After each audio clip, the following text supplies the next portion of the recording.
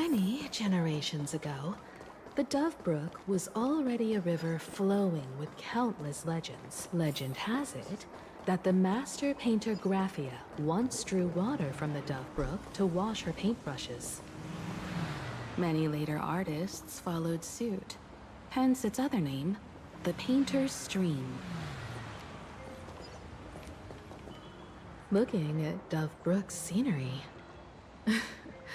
memories from my student days just come flooding back.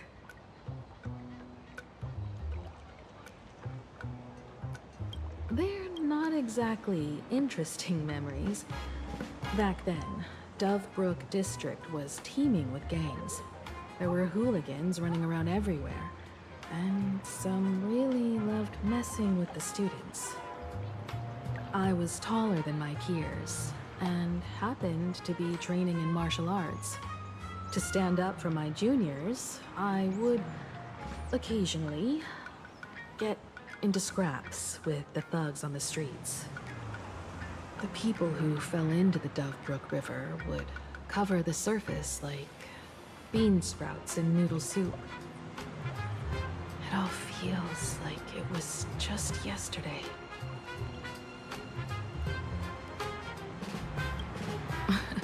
Sometimes the thugs fell in.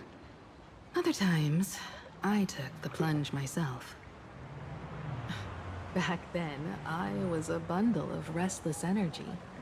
The teachers always said I was like a wind-up toy that never stopped banging its drums and cymbals, stirring up a commotion wherever I went.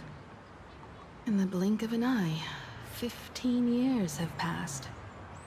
Hard to believe someone as reckless and willful as me became the navigator of the Astral Express. Now's not the time to wax sentimental. We've reached the banks of the Dove Brook. So, where's the tavern entrance hidden?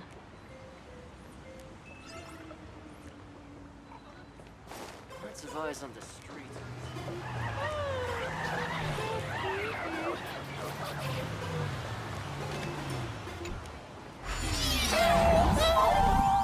According to the business card, the tavern is near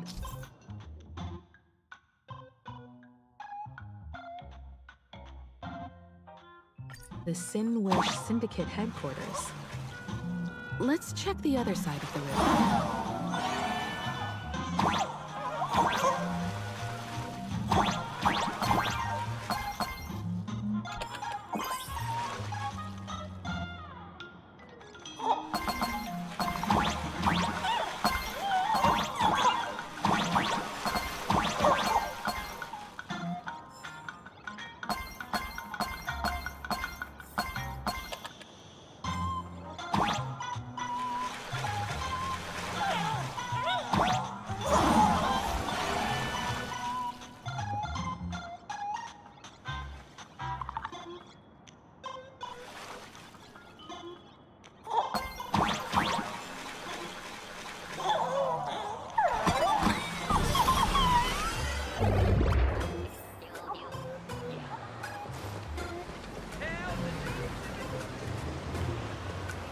Hey folks, have y'all heard the joke about the Dove Brook? Yeah, one day, a criminal escaped from prison. He ran for his life, but just when freedom seemed within reach, the Dove Brook blocked his path. With his pursuers closing in, the man prayed to the river. I am hammered by the law, stained with filth. Oh, pure flowing waters, please do not swallow me. A voice from the Dove Brook replied, there's a pedestal of light behind the water. Step on it and you can cross. The criminal wept. What pedestal of light? It's only the moon mirrored on the water, an image that shatters at a touch. If I step on it, I'll fall in and drown. You can guess how the Dove Brook answered him. The Dove Brook said, you're not hammered at all. Otherwise, how could you still tell the moon from a pedestal?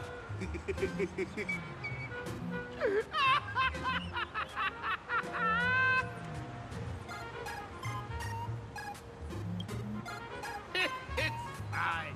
You don't have to buy me a drink as long as I can make you laugh.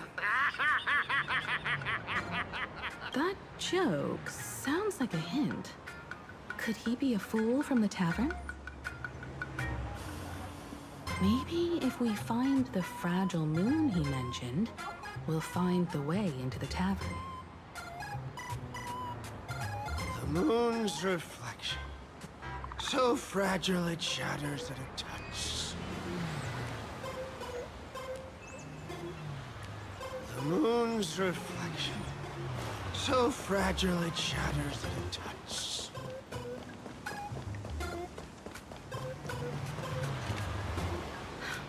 Sparkle's riddle says this. Whether looking up or down, they all see the same phantom moon when gazing at the sky. We've gazed at the sky already, so next... From this angle, the moon's reflection is right here. It does look strange in the water. If what the card says is true, and the fool's riddle is the key to entering the tavern, then this moon must be the door lock. Come on, let's take a closer look at this strange moon.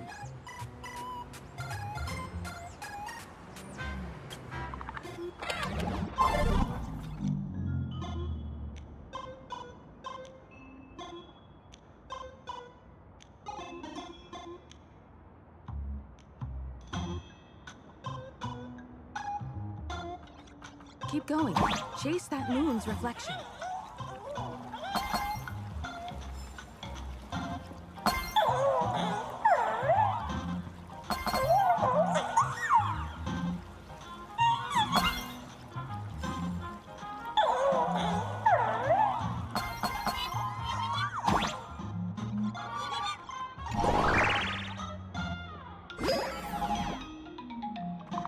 Looks like the fools are gonna shatter the moonlock, and we're one step closer to the tavern.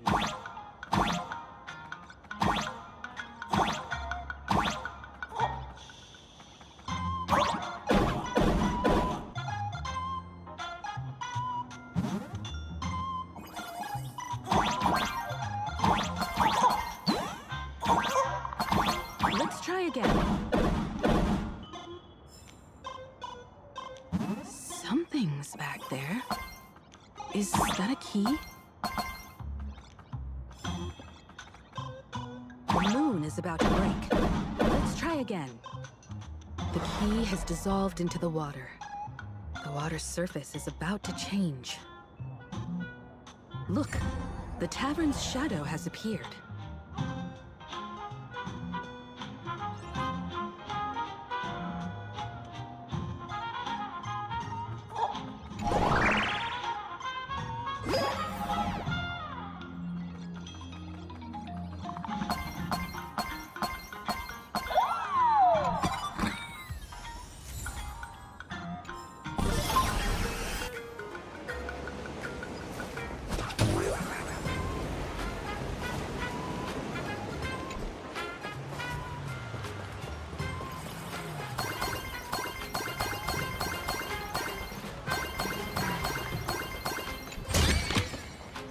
Good.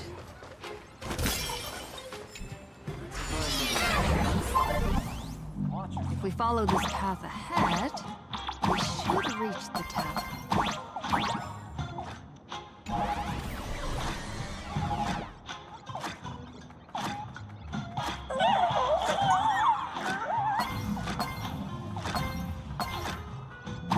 Watch out! I almost forgot. You're a full-fledged trailblazer now.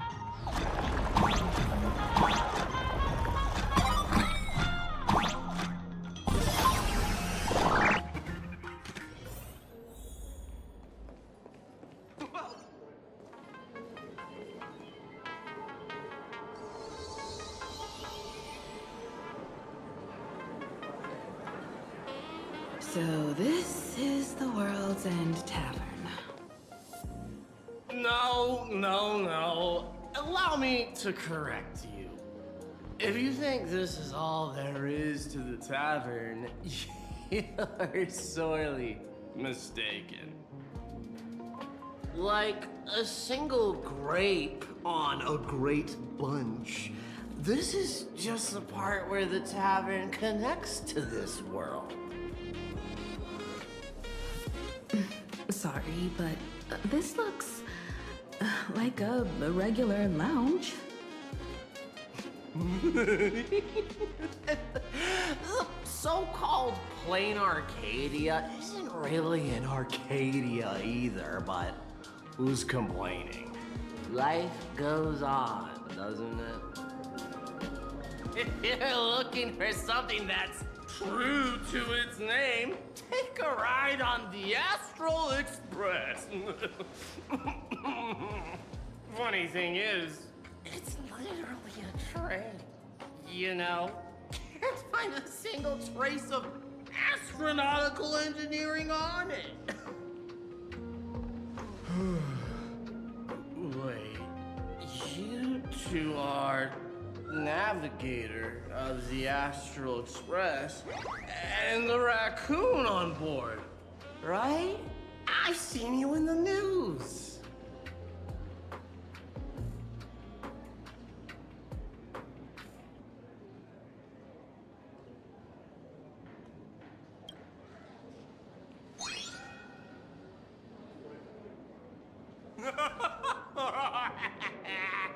Friends, a big shot is here. A real knee slapper incoming. Really? From the Express? You're not so freaking way enthusiast, are you?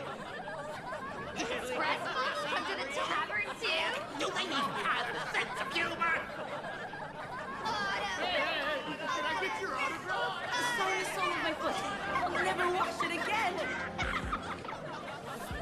Everyone, curb your curiosity. These two are my guests. Even the most mischievous among you should know when to stop and mind your manners. Well, if it isn't Little Sparkle. We've all heard your joke. Take the mask from a masked fool, and what's left but a fool?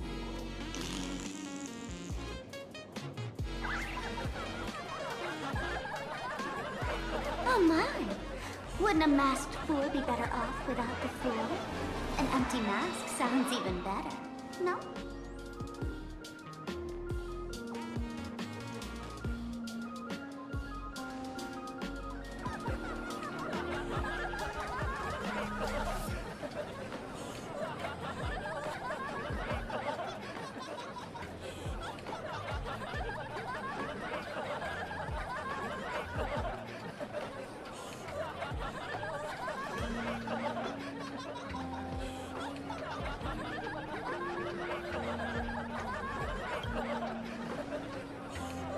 Don't take an idiot's words too seriously. Unless you want to join them.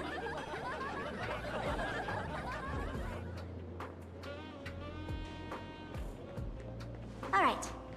Now, I can finally entertain my guests without interruptions. You two, this way. Let's talk about the imposter.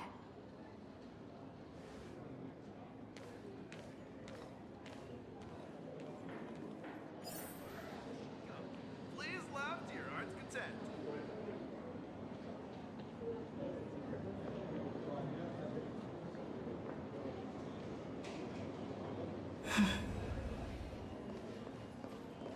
Give me the same old.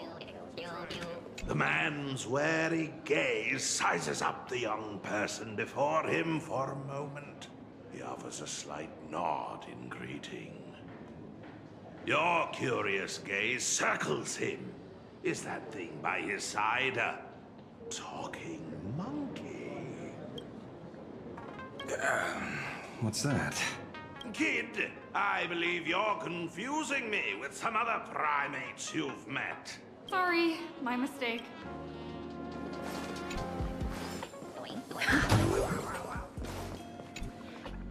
right, you two. First round's on me. What'll it be?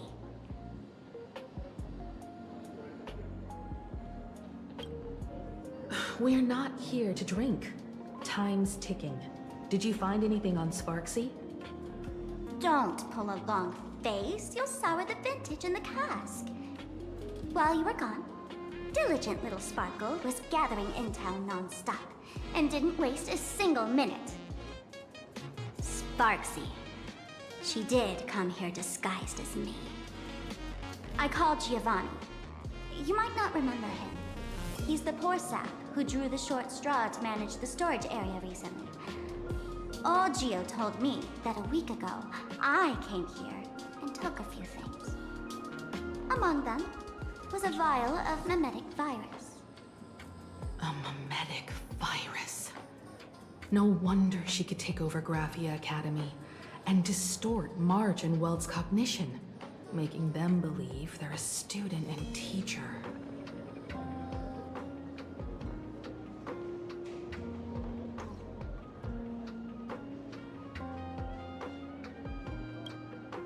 Close enough. This so-called Sparksicon is a front for spreading a mimetic virus. Knowing that isn't enough, what type of mimetic virus is she spreading? What are the symptoms? We need more on her plans and actions before we can counter it. Thought of that already.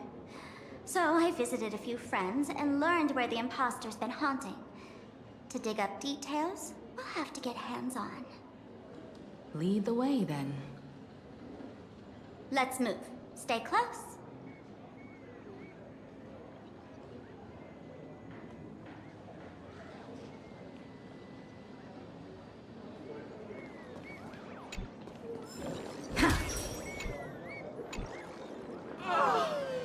Abandon all despair, ye who enter. If you want to pass, then amuse me. By the way, hate to ask, you're not Aha themselves, are you?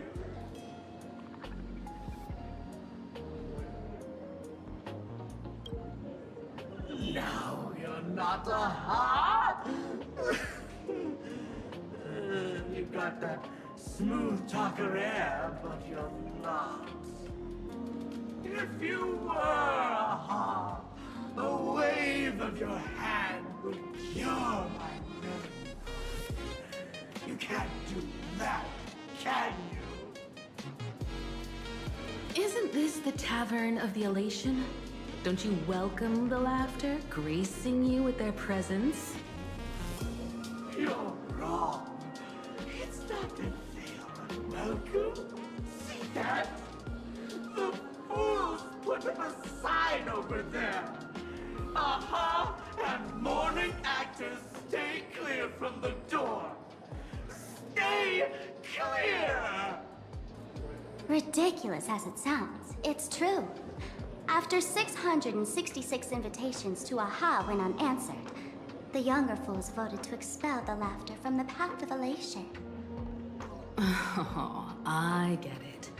It's like students expelling a teacher from a classroom. The action is meaningless.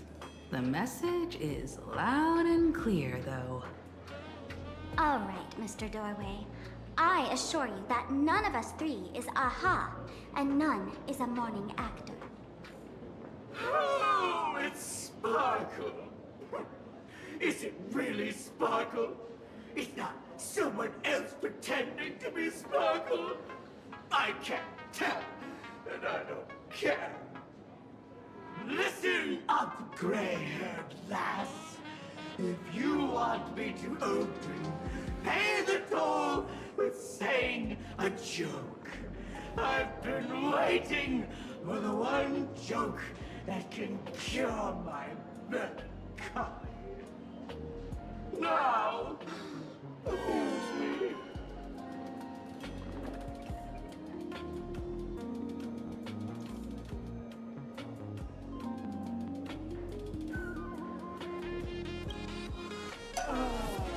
And then? I said it. A joke. Oh! child. A bad joke is more pitiful than melancholy.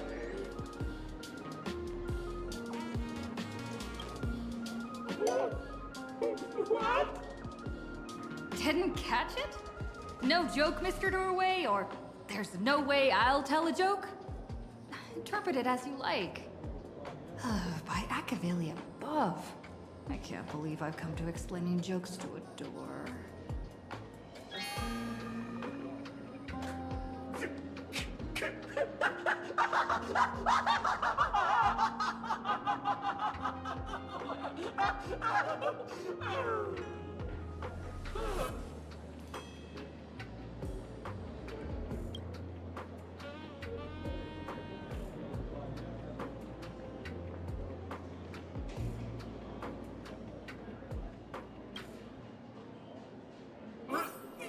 What are you going to do? I'm gonna break you open.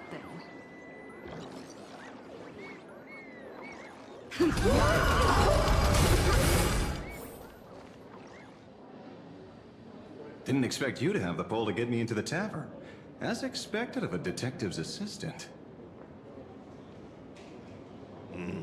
Back when I still had a sense of humor, a fool gave me an invitation. You can thank him for that. You're really going to see the Stellaron Hunter case through? They can only pay you in dirty money, you know. What else can I do? The boys need the money. Credits aren't black or white, they're ones and zeros. All right. I reached out to Costide. He said that one of the 3 people who stole the mask looked familiar. He might have seen them in the news. Based on his description, I spent ages sketching the suspect's portrait. And I suspect it might be Don Hung, the Nameless from the Astral Express. Costide. You owe him another favor. No paying this one back, huh? Speaking of which, Don Hong. That's a Xianzhou name, isn't it? Where have I heard that name before? It sounds so familiar. So, which of these 3 is Don Hong? The one with gray hair? The redhead? Or that black-haired girl who looks like she's ready to stir up trouble at any moment? No, don't tell me yet. Let me guess. I know a bit of the Xianzhou language. The word Don can mean red. So Don Hong is the lady with red hair, right? Your deduction skills never fail to impress. Fine, I'll just give you the answer. None of these 3 is Don Hung. Do you even watch the news? TV, newspapers, the internet, it's all fake news. What do you expect me to look at? Let's get down to business. I couldn't find any trace of Don Hung's actions. It's like someone wiped them clean. So I decided to try a different approach. Keep tabs on the other members of the Express crew. Maybe following their trail will lead to clues about the mask. Nice work, Mr. Wren. They're heading deeper into the tavern. Follow me. I see, gray hair. The tavern not inviting you sooner was their loss. Come on in.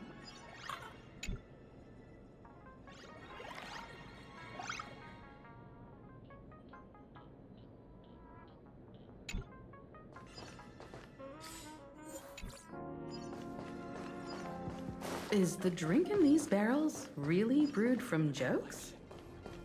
Yep. You know your stuff, man. Just heard some rumors, that's all. Where's this? Ta-da! Welcome to the dazzling lights of the Bliss Star. The heart of the tavern, Plain Arcadia's dazzling dance floor. There are some tasteless masked fools who consider this place the secret to keeping the laughter going. If life's cruel, don't beg for fairness. Dance! Shake away that sadness until it's all well mixed with the joy in your body. That huge light orb up there. For a tavern, it's as essential as the faintest moon in the sky. If we get the chance, I can take you inside for a real eye-opener. Speaking of which, 2 months ago, some idiot, after downing hundreds of drinks, had the bright idea to knock it down with a super overlord spinning top. So, we had to reinforce the blue star with a steel frame around it, and seal it inside the world in canvas.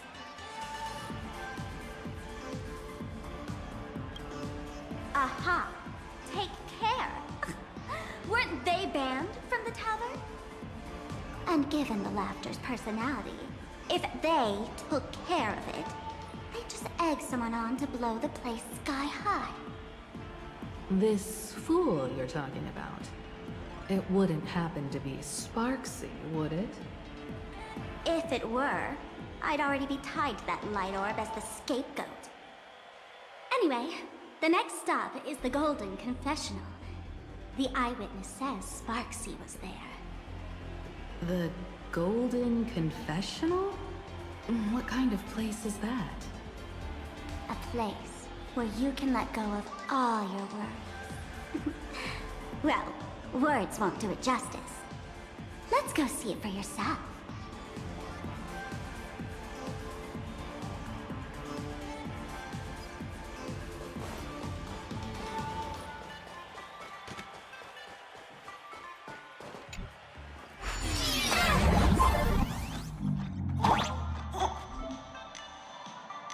Let me show you how to open a path. Play according to the sheet music, and the path will naturally open up.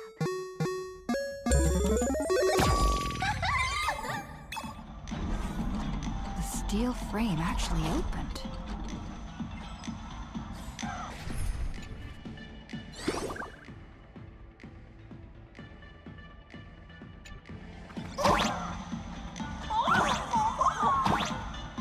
The Wispy here actually changed color with the lights.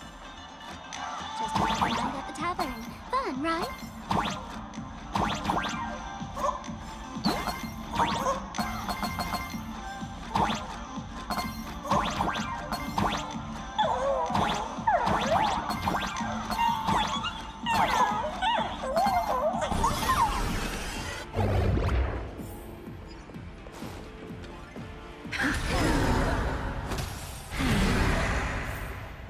So many.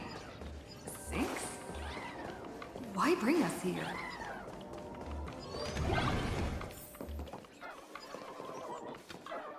Witnesses say a week ago, I came to the bar, knocked back a few shots of Bomb's first drop, then headed here. The Golden Confessional is an emergency shelter for fools who've had one drink too many. Here, we shed our excess baggage before marching light-footed into the next second.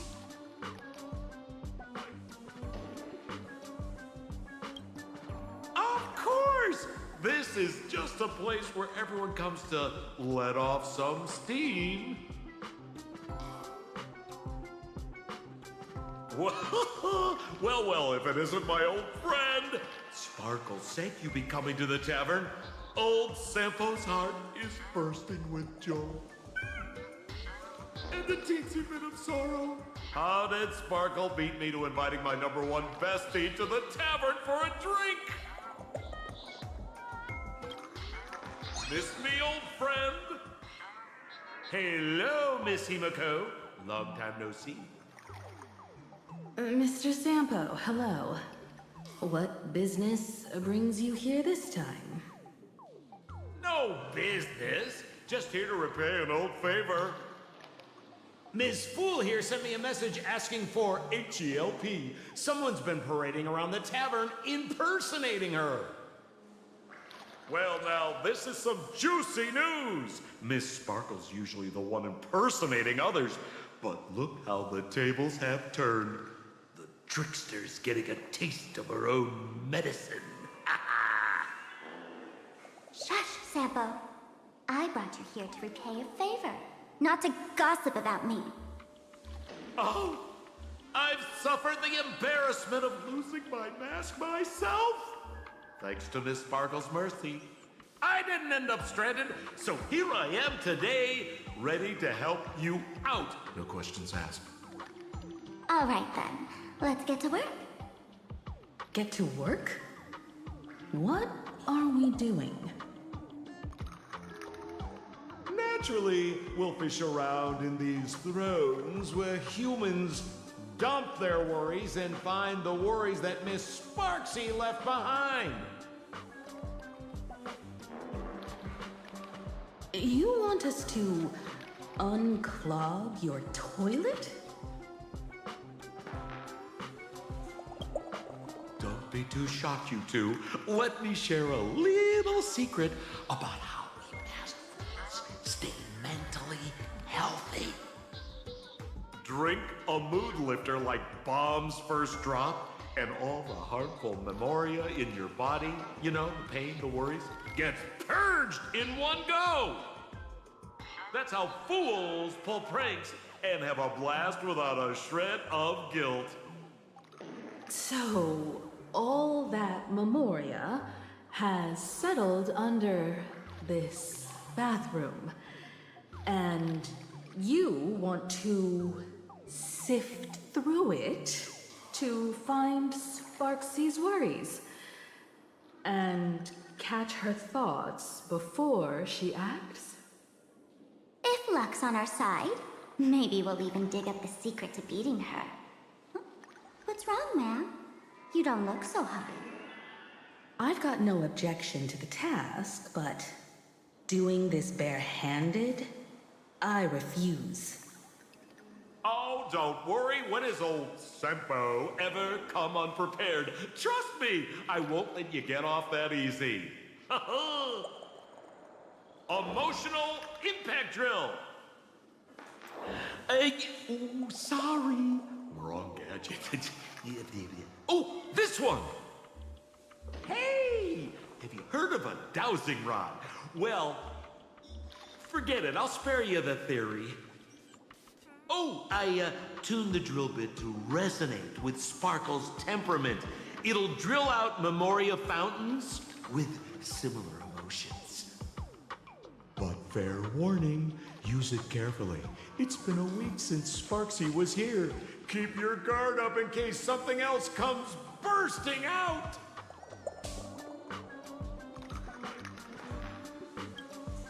Well, if you ask me, leave it to luck. We don't have time for luck. My radar says that pompous imposter would pick the highest spot to vent. Exactly. The Golden Throne. Give it a try. Girl, pick a spot to drill and start mining that gold. Sampo, does this thing even work? Of course it works. Don't you trust your old pal, Sempo? Give me a glass of...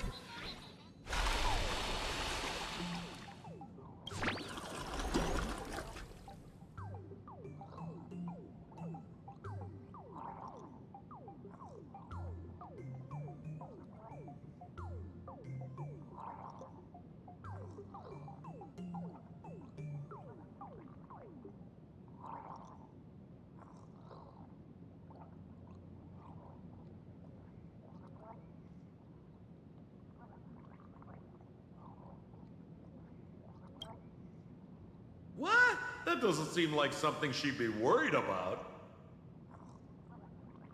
After going through all this trouble to sneak in, thought I'd go down in a blaze of glory if I got caught.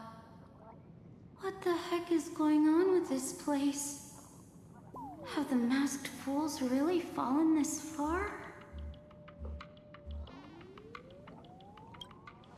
Me? I'm a morning actor. Isn't it obvious?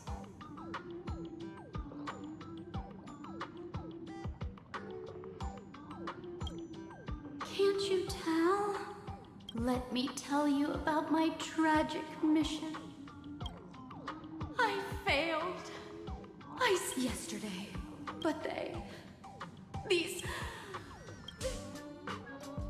Today's bad taste joke. Listen,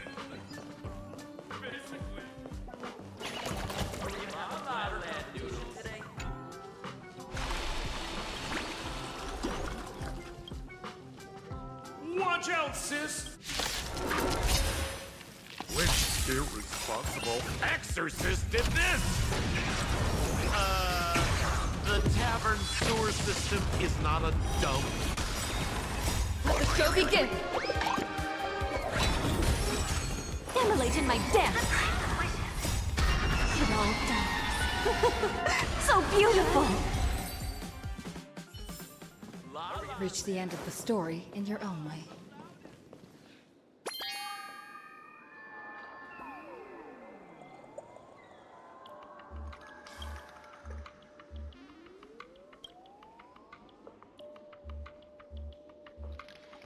Sampo, how did you get up there just now? Oh, right! Silly me. Through that pipe on the side.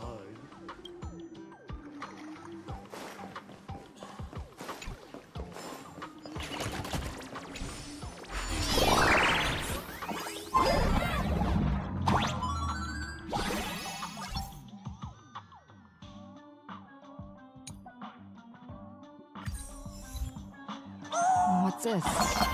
A plunger.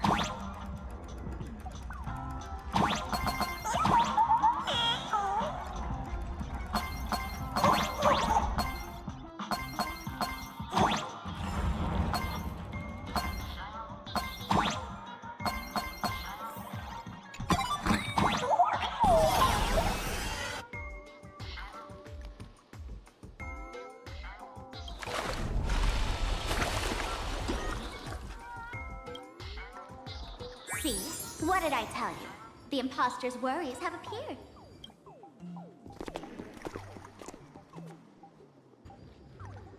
What a rare sight! Sparksicle used to always connect with everyone online. But now, for the first time, she's meeting her fans through the sewer network. Sorry, but we're your haters. Come clean now! What are you planning to do with that mimetic virus you stole? Use Sparksicon as a front to turn everyone into mindless zombies or dancing monkeys? How could I ever harm my dearest, most beloved fans? You took an entire school of teachers and students hostage and turned them into your puppets to help you enter the Phantasmoon games. You're going to argue that you did it all for them? Of course I did. From the very first day I was created, I've been doing exactly what my creator asked of me. Listening to every fan's questions, empathizing with their pain and troubles. They feel insecure about being ordinary, cry when ignored by those they like, and strive to stand out because they desperately want others' approval. Sparksy hears every wish, and she answers. During these Phantasmoon games, I'll grant their wishes through the ceremony of the Master of Elation.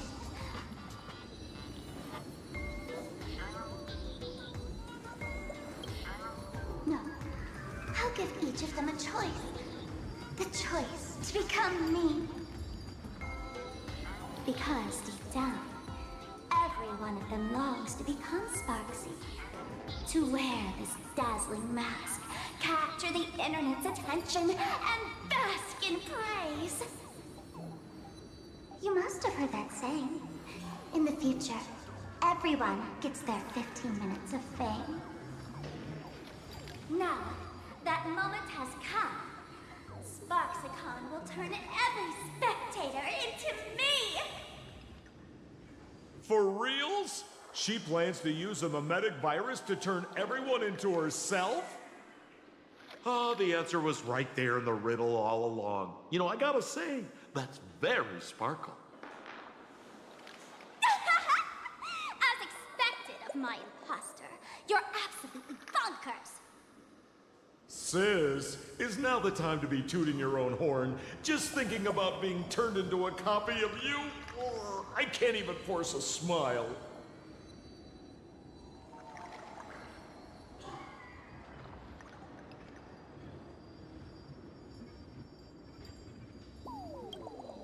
Oh? And who gets to define elation? laughter, the fools, the IPC, or every me seeking joy on the Arcadian internet.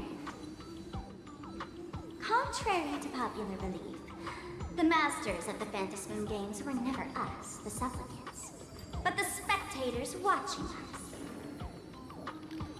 Sadly, the Inter-Astral Peace Network showed people other worlds in the cosmos.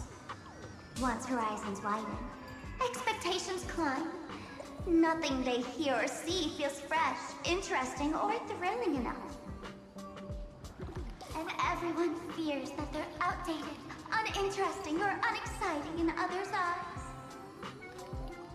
So the world's like a derailed train, racing toward thrills and madness. Nameless of the Astral Express. Am I wrong?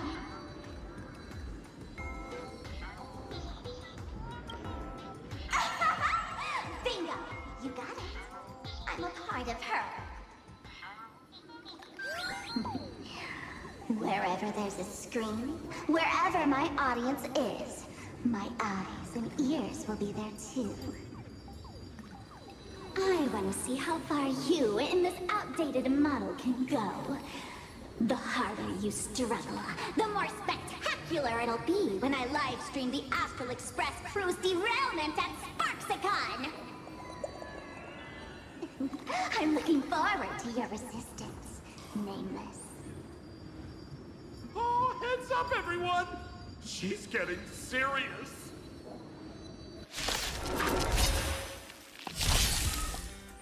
Oh man, the other day I ran into this fan. They insisted on showing me some gallows humor, jokes we found online, saying they were absolutely hilarious. But all he did was show me a video of someone being killed by the antimatter legion, then burst out laughing. Come, let's all enjoy this gallows humor together!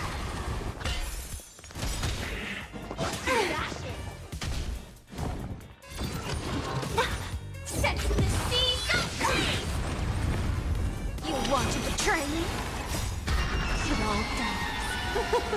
So beautiful!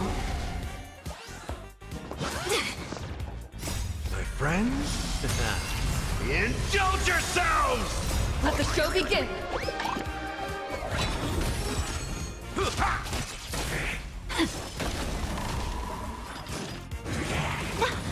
Let's improvise.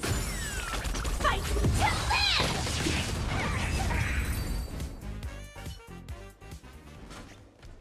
Listen, Sparkle. You only asked me to do your dirty work, but you never said anything about being your thug. You owe me compensation for emotional damage. Everyone's going to become me soon. Sampo, crawl out of your money pit for a moment, will you? To think, plain Arcadia's elation would end up like this. Back when I still lived in this place, the internet was just for sharing information. Live streaming and virtual idols, we'd never even heard of them. Coming back now feels like stepping into a foreign land. Like returning home, only to find home isn't where it used to be. It's just madness wrapped in a cheerful shell. She's convinced that we'll be powerless to stop her plan, even if we know what it is. But I'm not ready to roll over just yet. I know. Even I don't want to turn into that phony's lookalike. Though, we're not that different.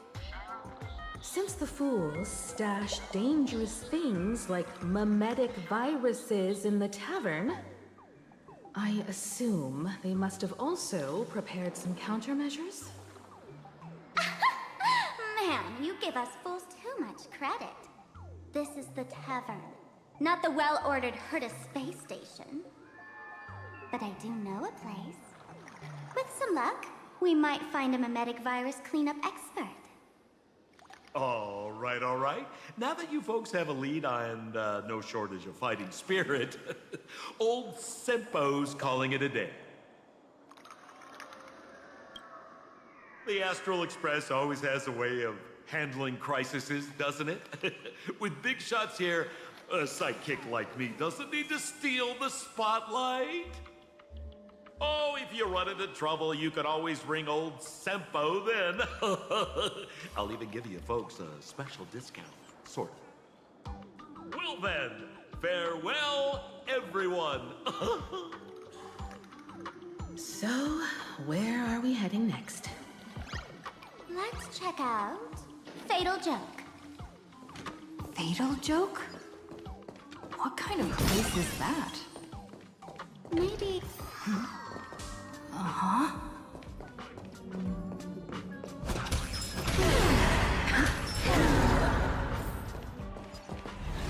This place feels more like a maze than a tavern. Well, it is a space-time maze, after all.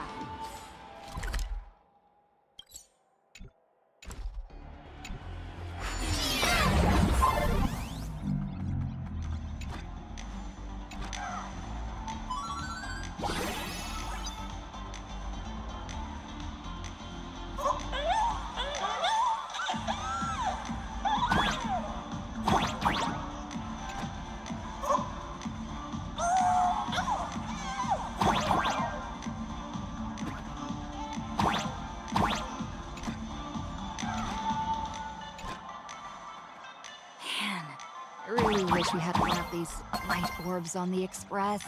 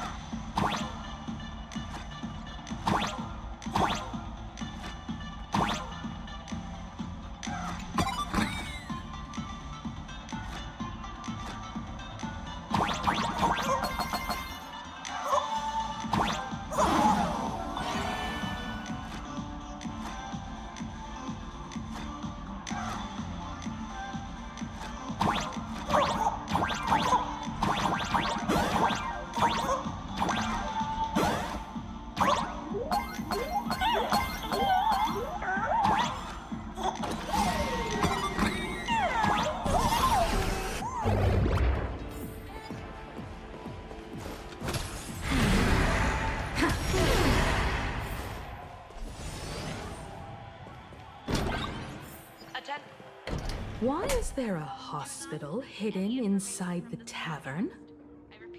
Well, because those who can become fools are all a bit sick in the head. Not your regular headaches and fevers, but matters of the heart.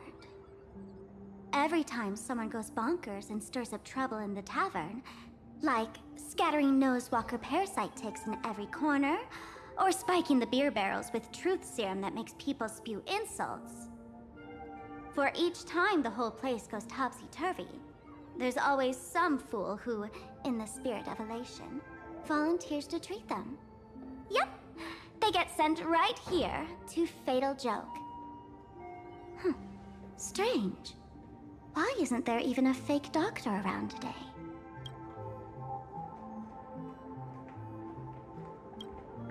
Even if some fool claims to have a legit medical license, you wouldn't dare trust them, would you? Attention patients. Please refrain from eating beef hot pot in the hallway.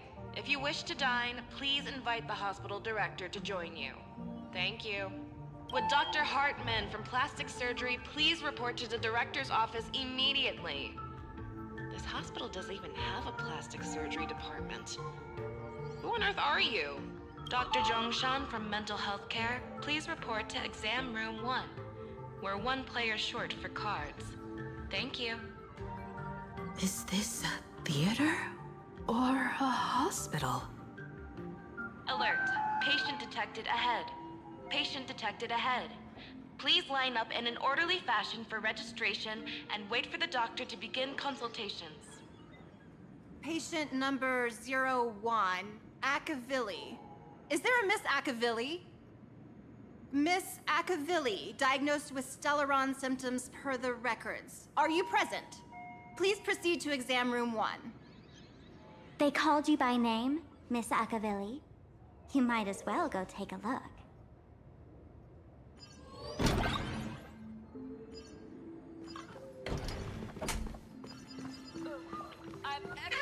It'd be so funny. Attention patients. Please refrain from eating. You're finally back, Akavilli. Wish to dine, please invite I've reviewed your clinical records. Your Stellaron symptoms are stable. Continued observation will suffice.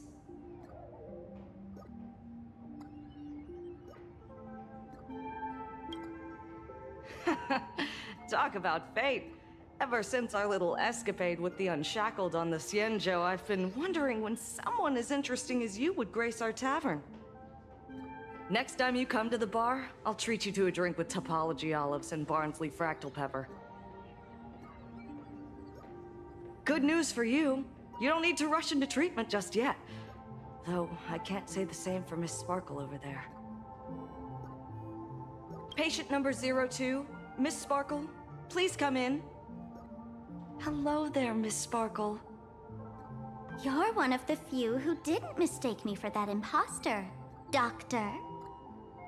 But, just a reminder, yours truly isn't sick. I'm perfectly healthy.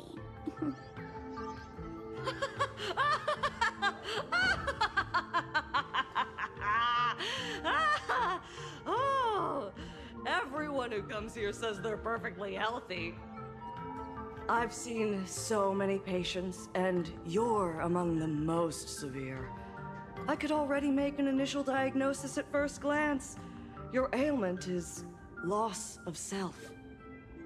If someone can transform into 10,000 characters, would she still remember her original self?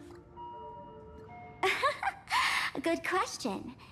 But if someone could become 10,000 characters, does the original even matter anymore?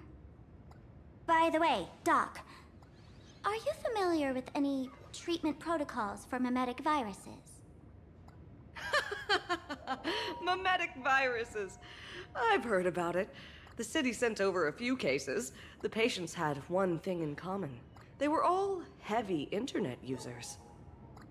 The medical records are in the room. You can take a look if you want.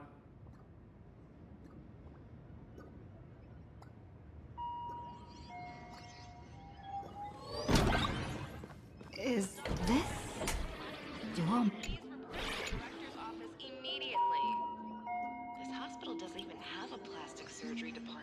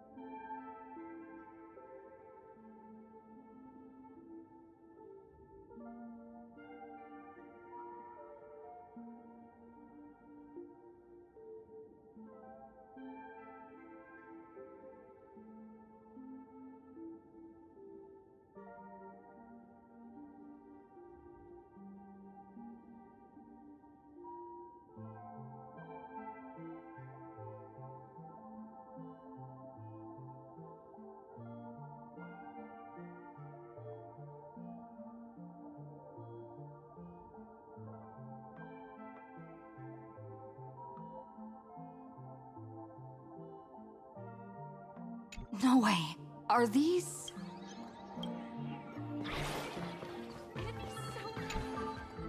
The medical records are on the bookshelf. First file on the left.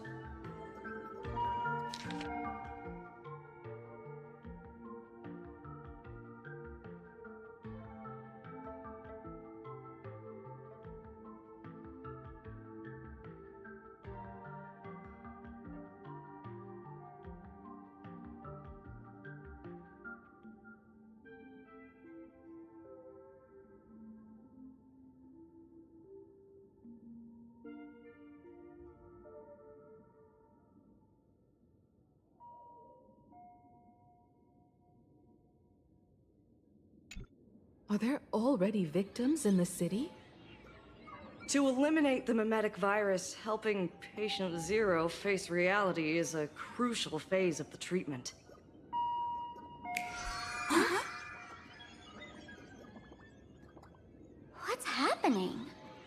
You've never been to Fatal Joke before?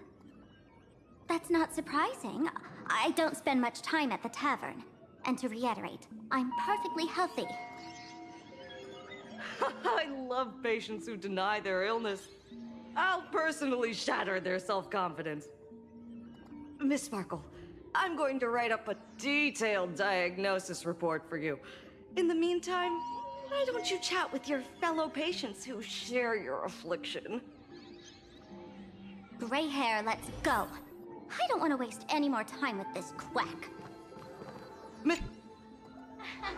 Sparkle, you're back! You seem happy.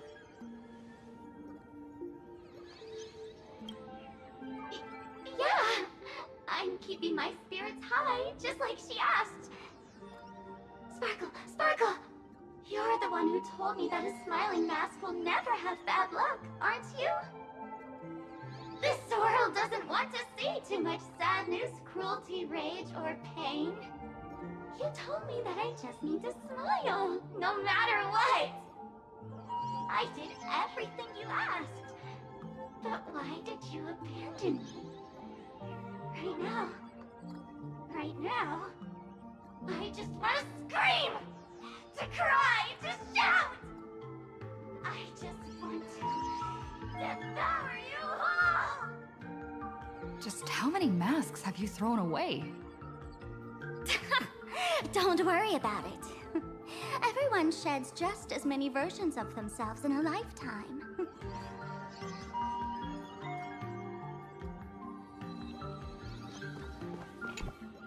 Sparkle, do you still remember me? More people got my name right today than in the past week. I'm so touched. I am your original mask. The Sparkle Roll mask. The archetype of a bright maiden doomed for a short life. The avenger who perishes with her nemesis. The lover who dies for love. The young artist driven to madness. You used me to win fame, applause, and countless eager gazes. So why would you cruelly cast me aside? Please, wear me once more. The worst thing an actor should do is be tied down to one type of role. Do yourself a favor and stay down. The diagnosis results are in, Miss Sparkle. Hey there. Are you also troubled by this? What illness do you have? I once suffered from it. A masked fool named Sparkle grew out of me. But I was lucky enough to find this tumor called...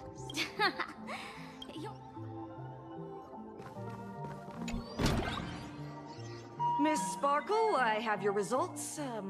Your main components are... madness, humor, and a theatrical personality.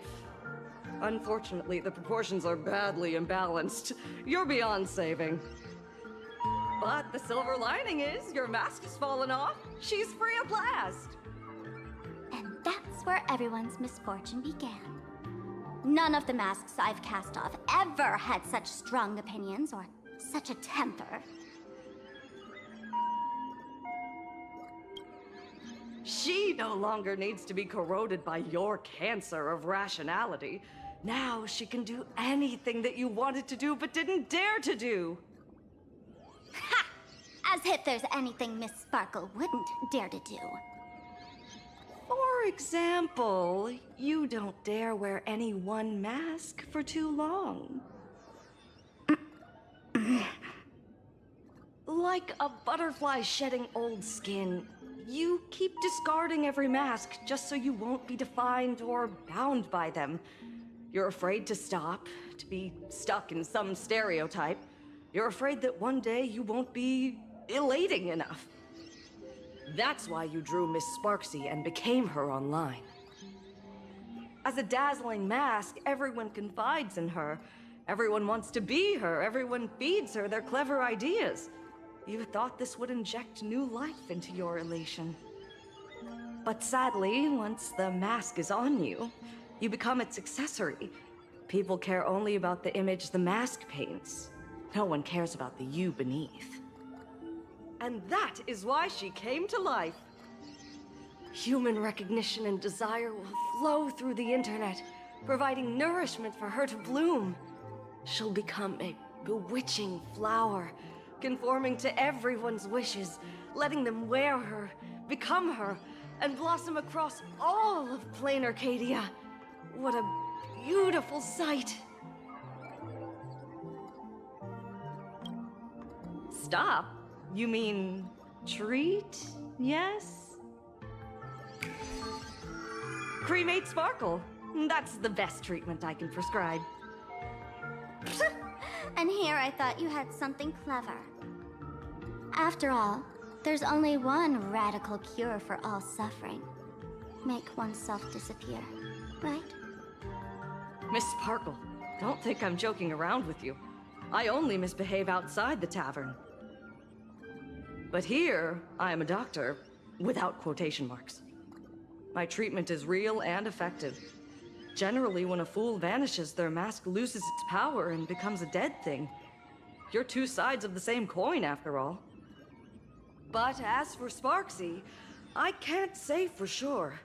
During SparksyCon, she'll be worn by millions of ordinary people in plain Arcadia, feeding her with sustenance and strength.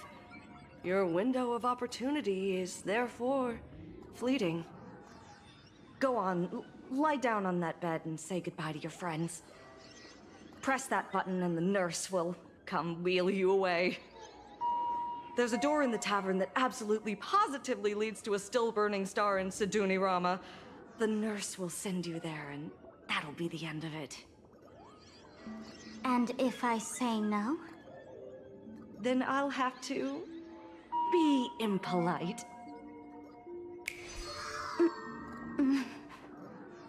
Miss Sparkle, nameless, the choice is yours. As for me, by the laughter above, I've got to catch the next ship out of this dump. Hey! What's going on? Why am I pinned here? Gray hair. Ma'am, navigator. A little help? You need me!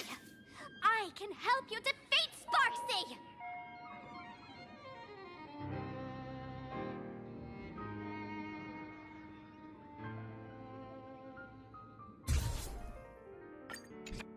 Hey! What's going on? Why am I pinned here? The mask of the masked fool represents what you wish to become. You use it to focus your power, but the mask will gradually bind you as well.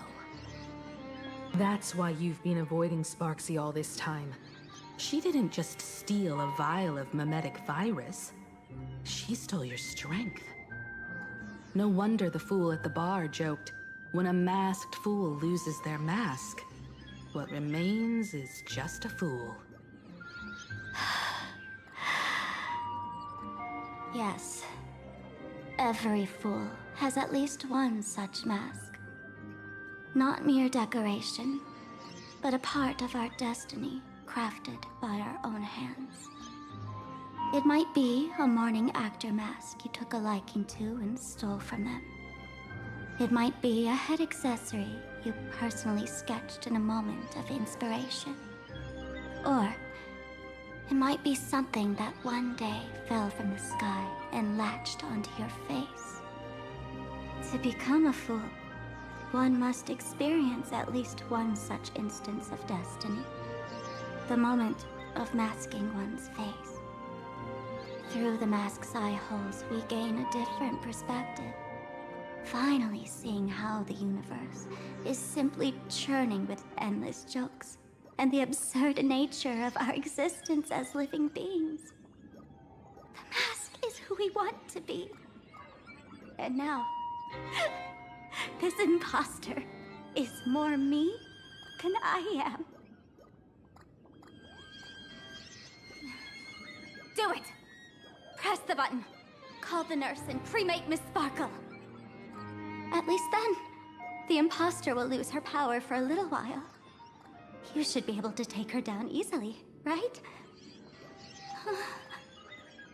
You're not actually going to press it, right? Give us a moment to hesitate, to think. Waiting is torture, you know. You're not doing this on purpose to punish me, are you? Hey, gray hair! Say something!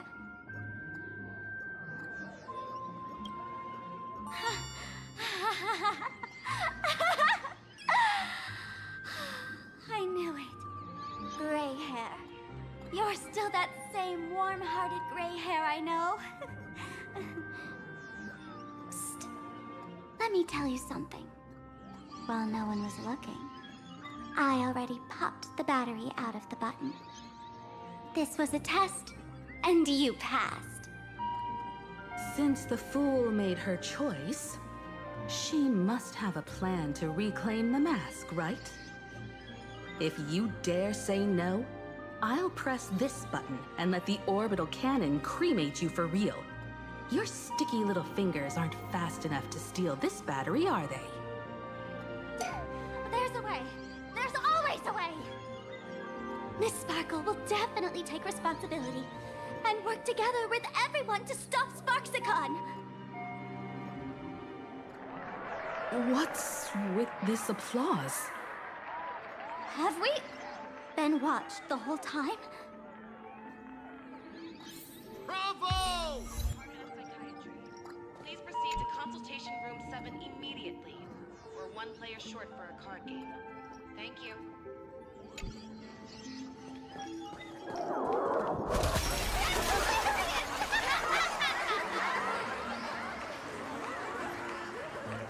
So the audience watched our every move in that treatment? Is this a hospital or a theater? That's life for you. While there's life, there's judgment.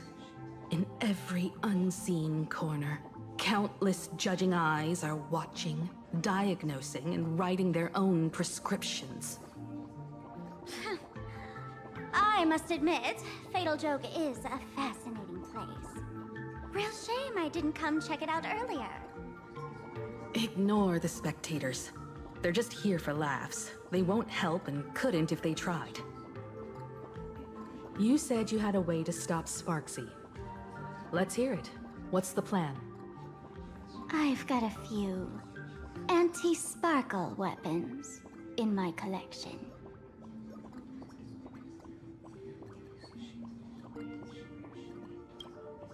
I've always had this premonition that one day Miss Sparkle would become an unstoppable terror in this universe. Someone has to find a way to stop me before that day comes. On a trip, I met a girl who shared my tastes. She had quite the knack to be a fool. In our battle of wits, she nearly turned me into sparkle paste using the local tumbleweed specialty. She also had a massive mech with beam cannons up the wazoo, ready to blast away any time. I quietly replicated those powerful goodies from my travels. With these anti-sparkle weapons, that imposter won't know what hit her. I gotta say, I'm quite the visionary. You two, let's head to the storage area next. I've already contacted Giovanni. He's doing an inventory check of the lost items there.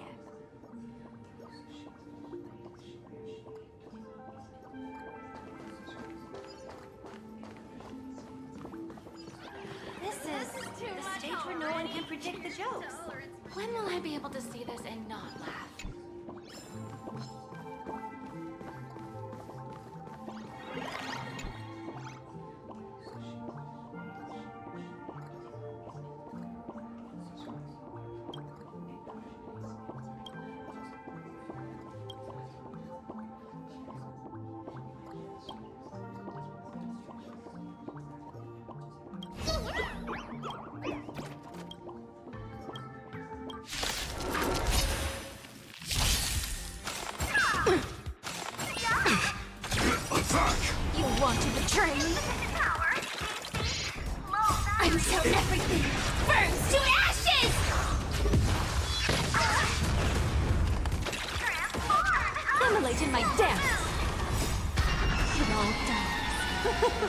So beautiful!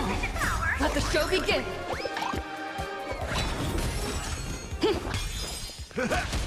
Fight to live!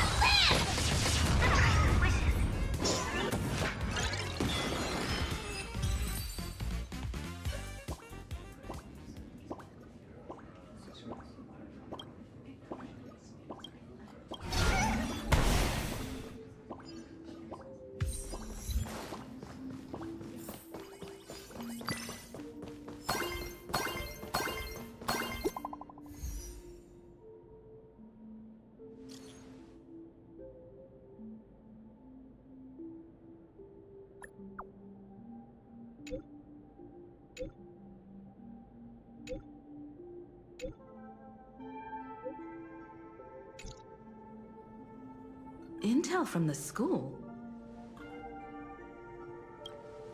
The Furbo journalists couldn't find March or Mr. Yang, but they did spot Sparksy taking down the wave mural in the school courtyard. Oh? That's noteworthy. Looks like Sparksy is busy making preparations too. But why do all this? Never mind her for now. Let's check out the Fool's storage area.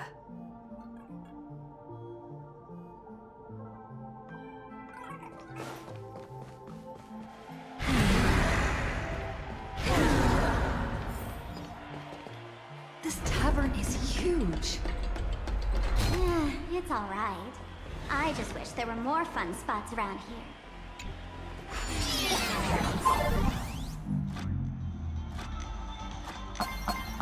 Wait, there are that many people under the dance floor?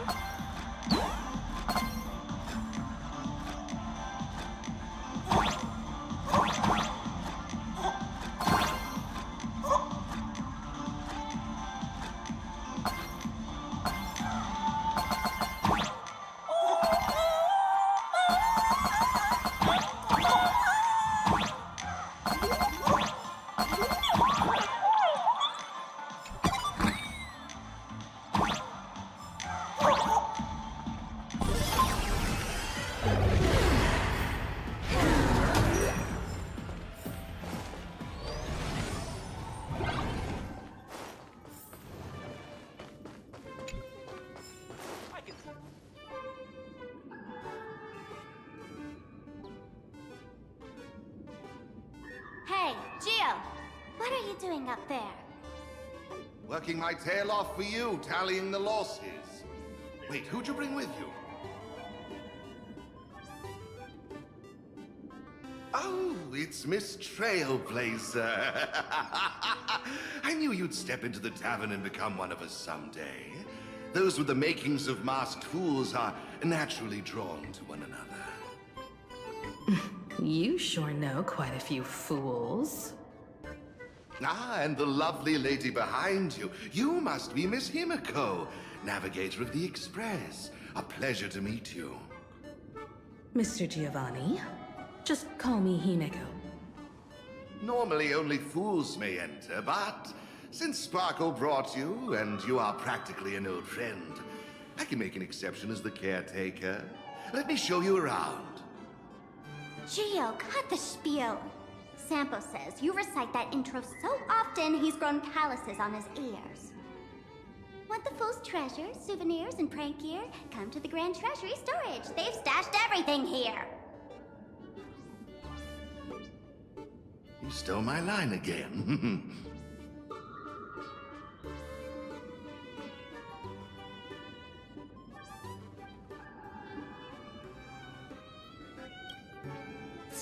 With our theft rate, that tagline's probably to blame. I'll admit it's catchy. That's why I used it as a slogan. Storage area visits went up by 26% after that. Business first. Did you see my pickup message I sent? Where's my stored anti-sparkle weapons? Well, your storage list is a total mess. You never leave any notes. If I hadn't been called to audit, who'd know how many surprises you got stashed away? As for the anti-sparkle weapons, oh, I'd love to know what on earth that's supposed to be. Bah, why don't you go in and look for yourself? as requested, I've linked the vault entrance to your collection room. Gio, did the imposter leave this behind? How should I know? I've been doing inventory all this time. I only just now noticed something. Huh? What's this? Whoa! That's one massive stellar jade. Let's go in and take a look.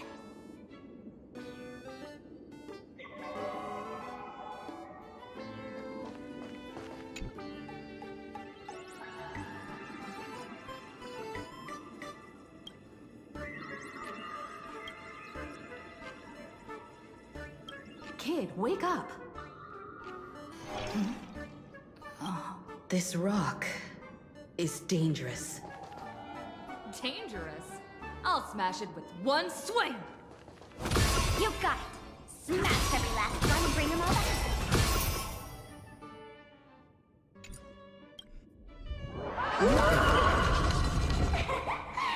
Stellar Jade is the perfect bait for catching the nameless. How generous of you.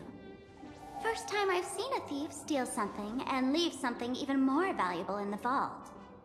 Isn't this exactly the type of phantom thief flair we masked fools adore? Remove a carefully curated piece and leave a gift in place to soothe the owner. A jumbo-sized stellar jade is surely worth a jar of mimetic virus and a few anti-sparkle weapons, wouldn't you say? And you stole my other prized pieces too? That worthless junk? Consider it a complimentary vault cleaning. Before SparksCon begins, I'd like a little warm-up entertainment. Old model and the nameless. You should be able to break out of this room, right? Don't disappoint me now!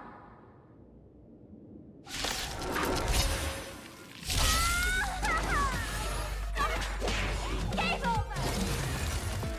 My anti-sparkle weapon has turned into a failed science project! Attack! Can't wait anymore! Until everything burns to ashes! Etched in your bones! Fight to live! You want to betray me? This is getting fun. It all done. So beautiful!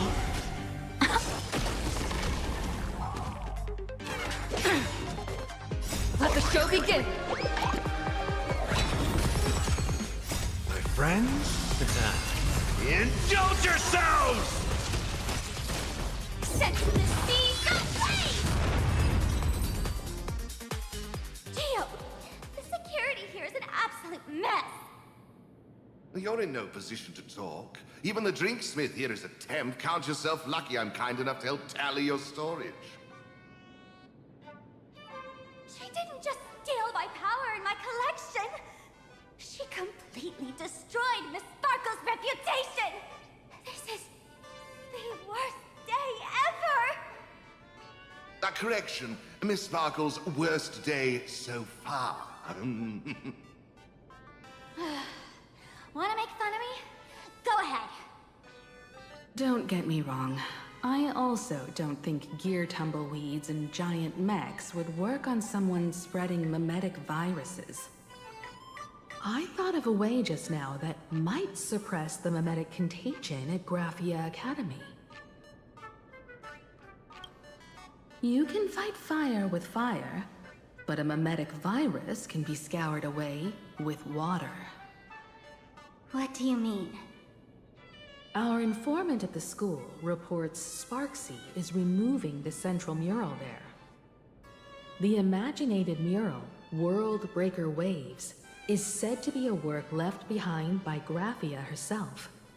Legend says the wave comes from the Dove Brook river water she used to wash off her painting mistakes. The artists say it is blessed. That's why they kept it in the school. I couldn't understand why Sparksy went to such lengths to tear it down. Now I do. Painting mistakes are redundant information that stain a painting. A mimetic virus is redundant information that stains the mind.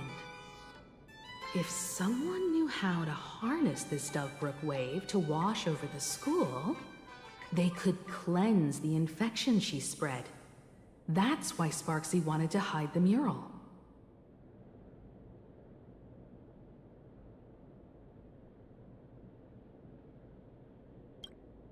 The waves on the painting aren't physical water. Only those versed in the art of imagenesis can control them. As a Graphia Academy alumna, I know a bit of traditional painting. Right now, our most directly effective plan is to break into the school, regain control of the mural, and use it to suppress Sparksy's movements. Let's go. I'll make this imposter pay 100-fold. Looks like our paths must part in haste. I wish you all fair winds on your journey ahead. Oh, if any of you feel uncertain about what's next, here's a small suggestion. Take a detour inside the Blistar light orb. A quick prayer to the gods before battle hardly counts as wasting time, does it? For us masked fools, that light orb holds the same significance as the Phantos Moon hanging above. Deep within the orb, everyone can find the divine revelations of the elation.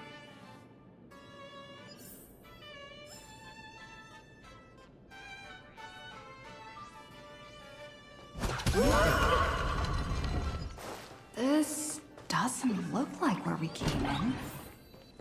Don't worry. I have...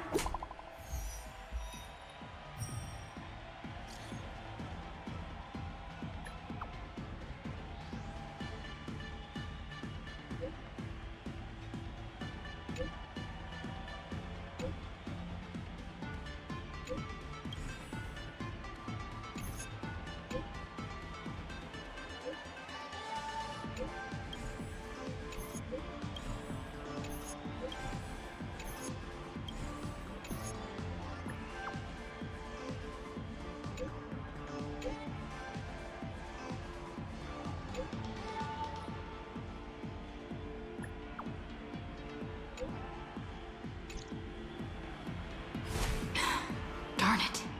They found something else at the school? We need to pick up the pace.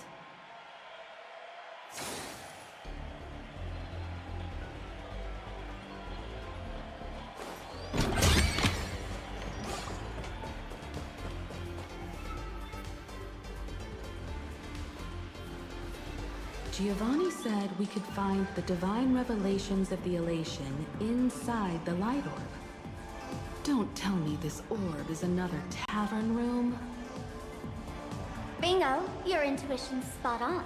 It isn't just a light-polluting orb. Think of it as a shrine for fools.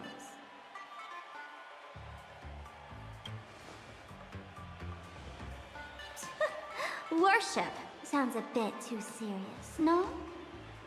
Most masked fools treat the laughter like an invisible, mischievous drinking buddy. Fine for a mental toast. But if they really come looking for you, it's usually bad news. Inside this light orb is a miracle tied to Aha. It responds to any fool who approaches.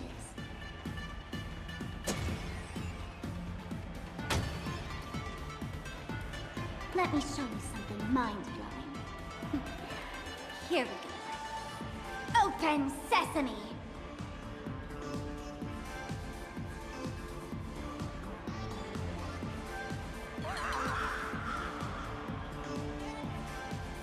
I said, open sesame!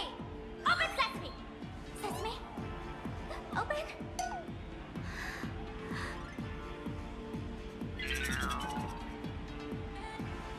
Hooray! So in their eyes, I don't even count as a masked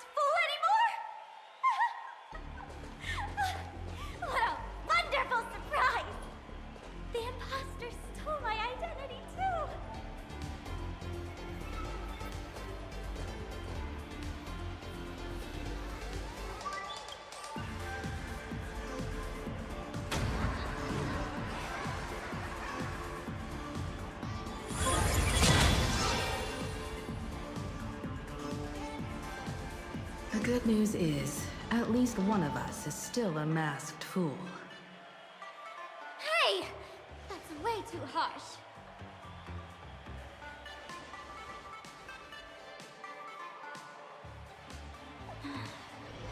I hate to admit it, but gray hair, it's opened for you. The light orb has acknowledged you.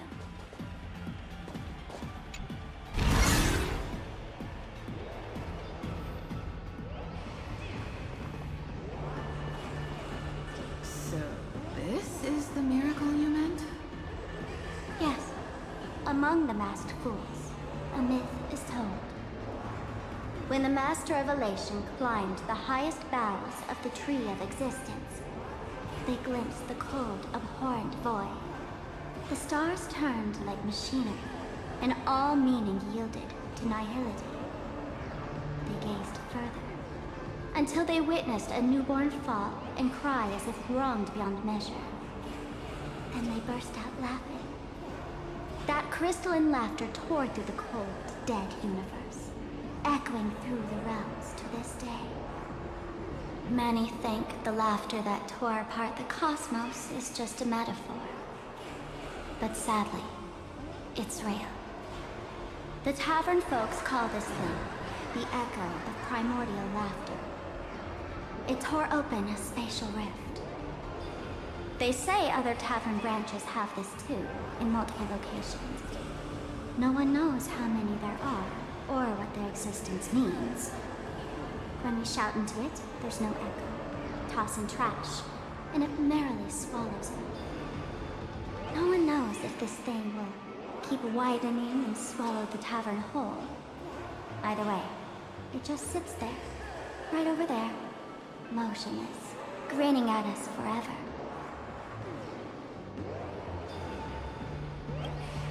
Just stick your hand in there. It's said, at a turning point of destiny, a fool need only reach into the rift and grasp something. The tavern folks call it the laughter's gift. No one knows what this thing will bring to those who seek it, fortune or otherwise. But one thing's for sure. Your destiny's bound to get much more chaotic. Hey, gray hair. Wanna give it a try?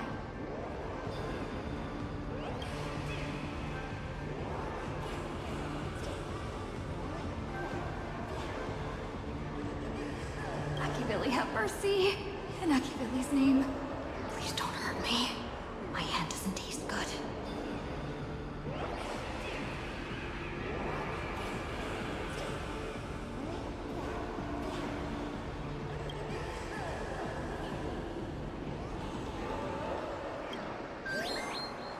Is this? Huh? What's this?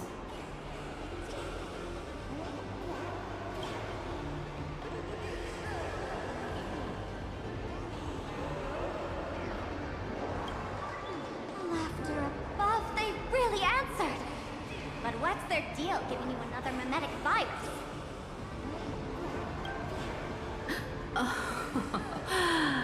Now I get it. Audiences infected with the Sparksy virus naturally won't be able to resist Sparksy. We'd end up like that soon after breaking into the school. But if we're already infected with another mimetic virus, well, that changes things. And this banana serves exactly that purpose. To buy us some time to resist. The Elation really has a twisted sense of humor, huh? Alright, let's move.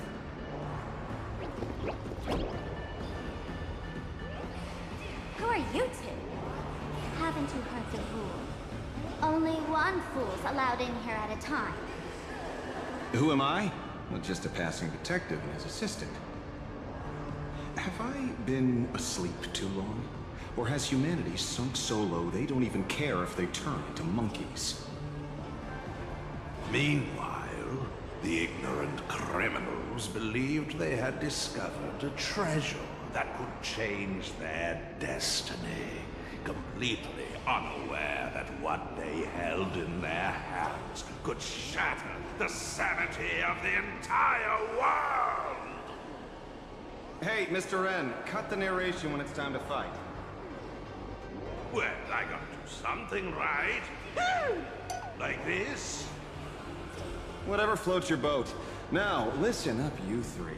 Put that banana down and walk away, and I'll let bygones be bygones. But if you try anything funny... If you want to get to them, you'll have to get through these little toys first! Are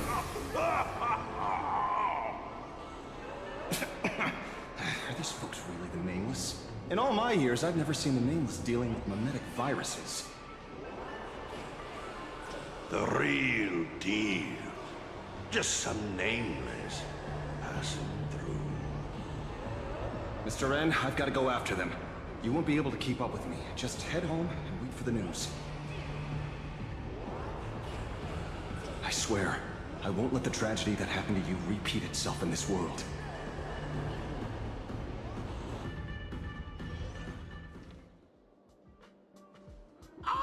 Over here! This way! Run faster! You don't want to get caught by that guy back there, do you? Yo, sis! Just how many troublemakers did you people manage to tick off when you landed?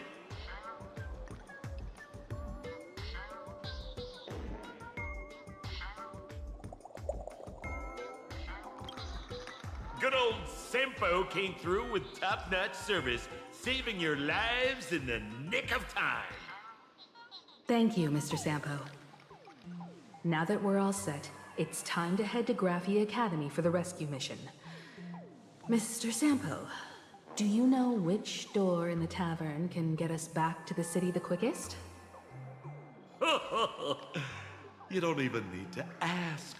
When it comes to knowing all the secret passages and shortcuts in this tavern, you won't find anyone who can match old Sempo. Then lead the way.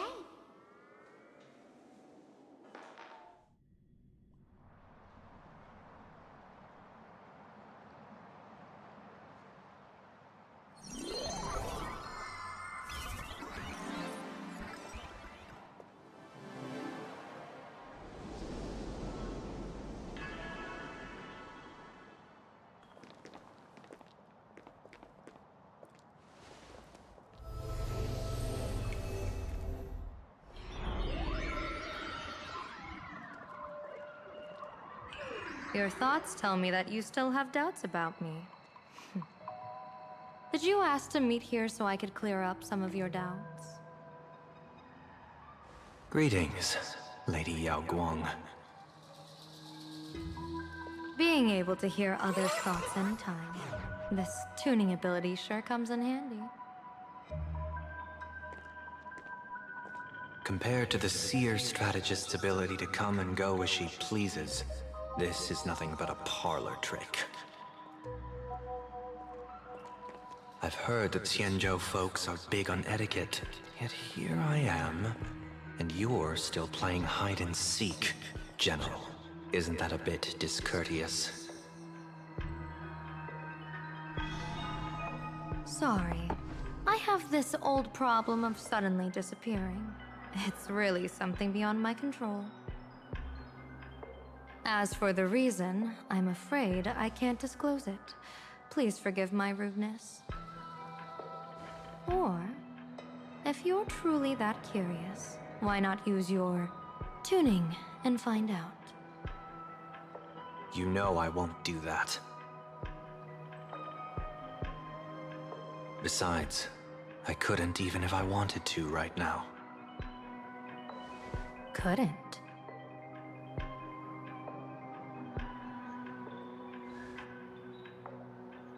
At this moment, the crowd's thoughts are crashing over me like a tidal wave. I can't block out all this mental noise. Just keeping my own thoughts from getting tangled up in everyone else's is hard enough.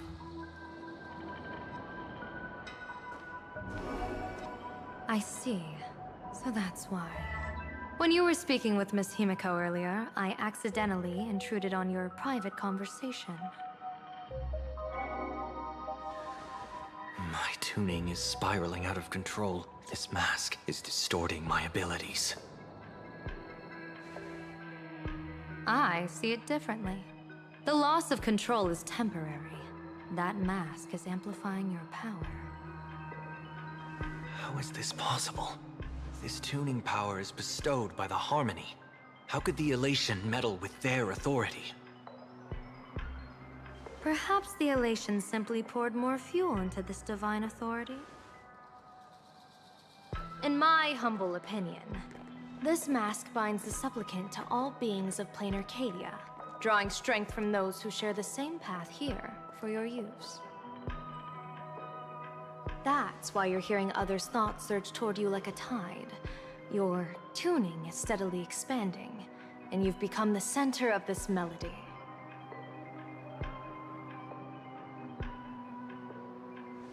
You sure gave me quite the gift, General. But why would such a precious gift be placed on my face? I need an honest answer. You want to know the reason? Didn't I explain it already? Your reasons about me make sense, but what I really want is your answer about yourself. General of the Yuchue, who sees into the future. Why not wear the mask yourself and personally step into the fray with its power?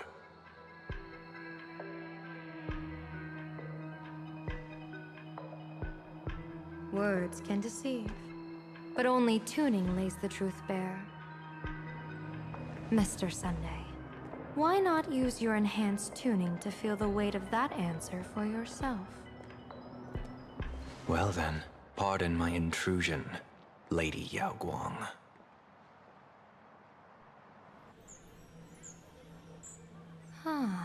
So this bird on my shoulder is the manifestation of the tuning's resonance? Exactly. And these symbols I see floating above people's heads would be the wheel and woe signs you mentioned, General? That's right. To become an Arbiter General, one must undergo 3 ceremonies.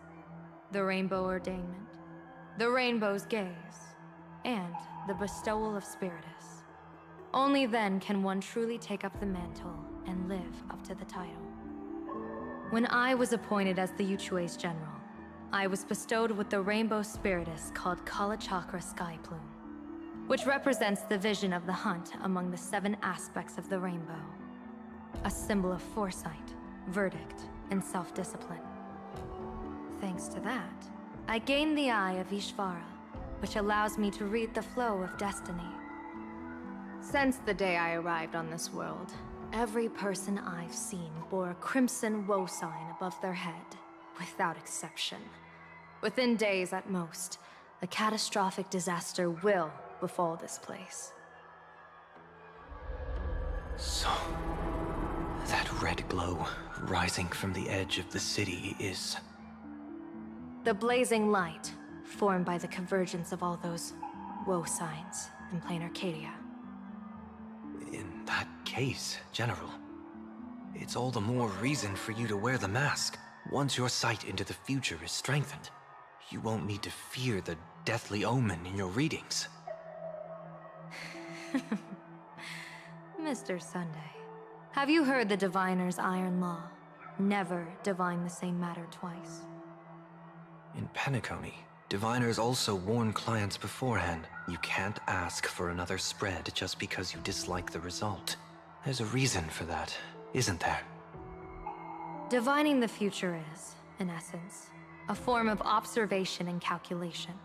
It's an interference with the future. Each reading drives the murky future towards a definite outcome. A collapsed quantum state, even if that outcome isn't to one's liking. To be honest, when I set out for plain Arcadia, I had fully intended to personally participate in the Phantom Moon Games.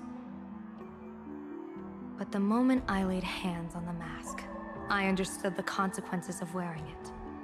Once this miraculous item is donned, the Eye of Ishvara would transcend mere sight and permeate throughout this realm. The Kalachakra sky plume would predict the future of all beings at tens of billions of instances per second. You're saying that simply by your observation, our future would become fixed.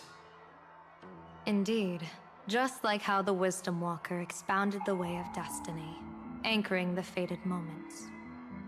If I wore the mask, I would become the noose of Plain Arcadia, and I would personally anchor a destiny that drives us all into a bottomless darkness. We will become locked in a dead end, with not a shred of hope for salvation. Close one. I passed the trial. There's still a sliver of hope in this round. Now that makes me even more curious. Pardon my bluntness, but the fate of billions in Plain Arcadia never had much to do with you, General. Your encounter with the Express and the IPC was merely a chance meeting. You are a messenger of the Xianzhou. Since you foresaw the omen, that an Arbiter General will fall here, you could have boarded your ship and left at any time. Why choose to stay and help us? To help this world break free of this death trap? Because I am guided by great compassion. Every life is precious beyond measure. Such diplomatic pleasantries won't fool the former master of Penacony like yourself, would they? Then, how about this reason? The Astral Express has distinguished itself time and again against the destruction, and bears an irreplaceable duty for the future. I can't just sit idly and watch you face annihilation. Give me a break. I really am terrible at all this diplomatic talk. Mr. Sunday, what makes you think that everything I've done is just to save Plain Arcadia? What? Weal is where woe lurks. Woe is where weal leans. The good fortune of some often births the ill fate of others, and a dead end for someone may hide an opportunity for another. This treacherous land where life and death turn again and again, where fortune flips to misfortune, is, in my eyes, the perfect board for a game of wits. A game with whom?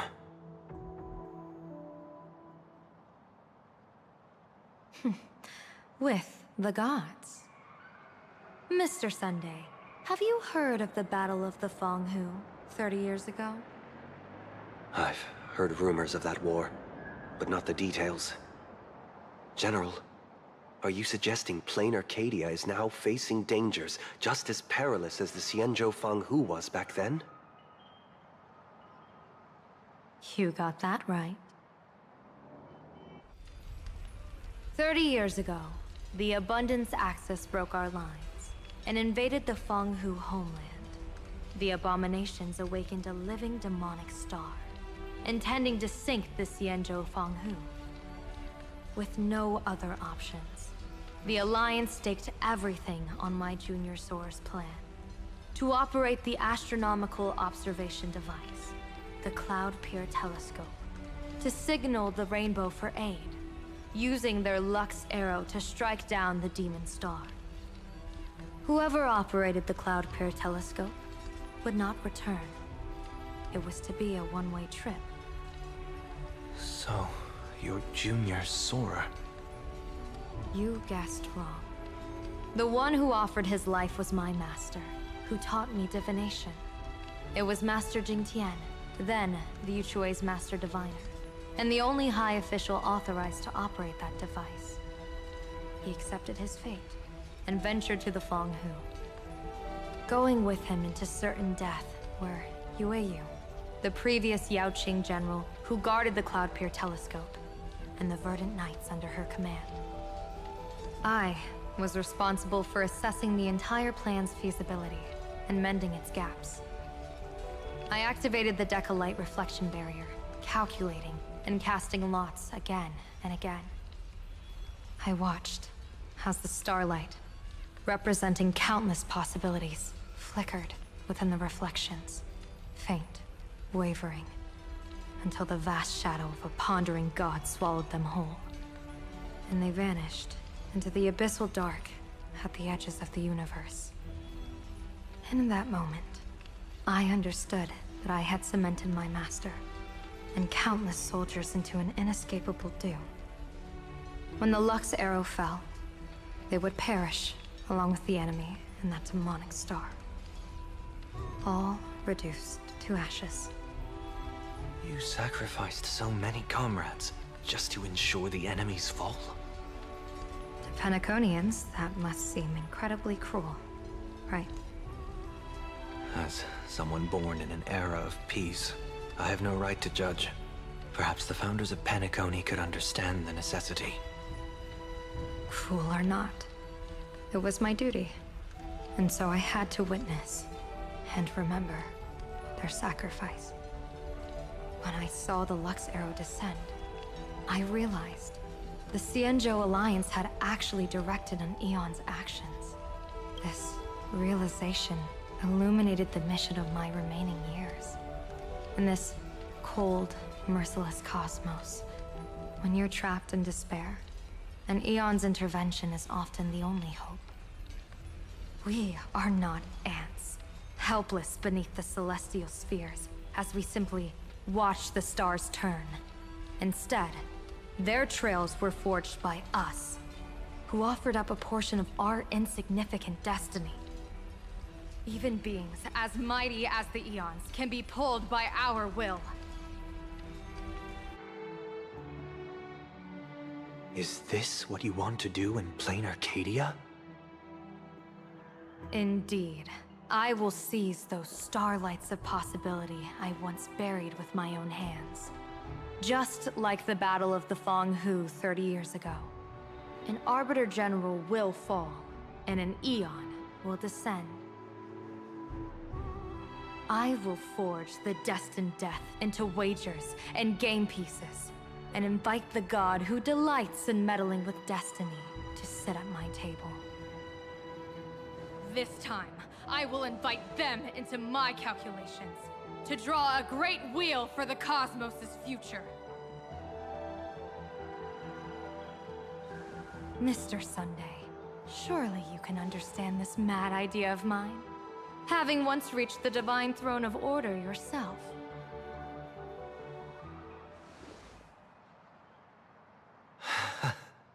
Our common ground goes far beyond mad ideas. But I was reviving a god who already lay dead and buried in the infinite dark. General, how can you be sure that the most capricious Eon would be led by your fancy?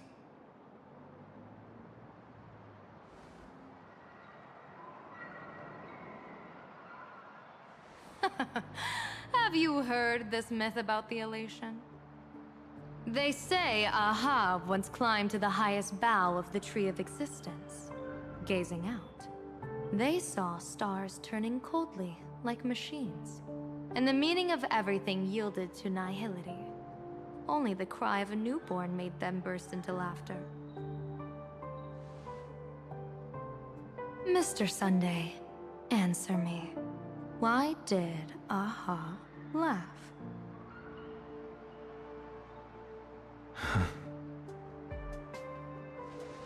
I think it's because they finally saw an audience arrive at this long, empty stage we call the universe.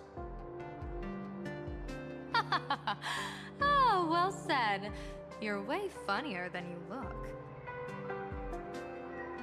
As divination teaches, heaven creates 49 paths. Humans find the one unseen.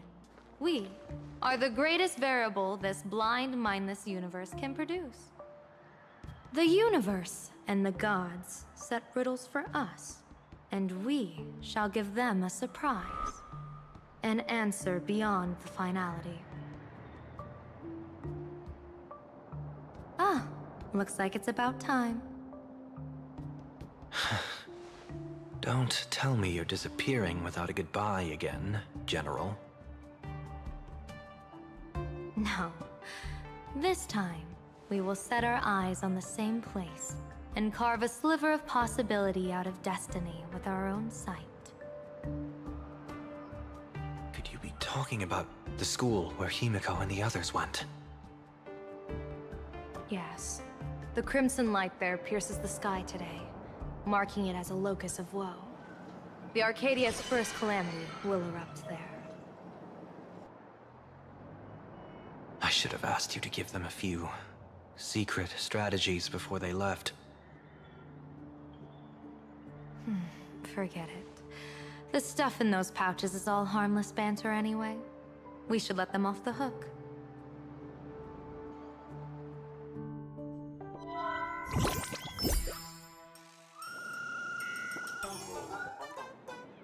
Hello, everyone. Welcome back to Full Wish TV's special news segment, Arcadian Morning Report. I'm your host, Poofy. Hi, everyone! I'm your host, Snowy! It's been 3 hours since our first supplicant, Miss Sparksy, announced her entry into the Phantom Moon Games. The performance she announced to all her fans, SparksyCon, is also about to begin. How curious! Plain Arcadia's day-night cycle was completely scrambled in ancient times. Graphia Academy's location just happens to be bathed in light. So, in broad daylight, what kind of fireworks show does Miss Sparksy have in store for us? Who knows? Maybe she'll blow the school sky high in a blaze of fireworks. After all, at the Phantom Moon Games 15 years ago, Graphia Academy also. Senior, you can't joke about that! Dear viewers, our apologies. Let's move on to news about other supplicants. According to the Department of Aberration Defense's staff, during a routine inspection of the Phantom Moon courtyard, 2 additional mask shapes manifested on the altar. In other words, 2 more supplicants have appeared! Although none of them have publicly announced entry into the games yet, the altar's masks mean someone, somewhere has quietly donned the masks of elation. As for the 2 masks, Department of Aberration Defense staff describe one as a raccoon and the other as some kind of bird. A raccoon mask, huh? Hard not to think of the Astro Express that just arrived in plain Arcadia. Will the nameless from the Astro Express join the Phantom Moon Games? I hear they've even invited them to SparksyCon as special guests! Will it be a miraculous show formed out of the collaboration between supplicants, or a head-to-head showcase between 2 famed contenders? Countless streamers are already live, broadcasting the scene at the venue. Let's cut to the feed now.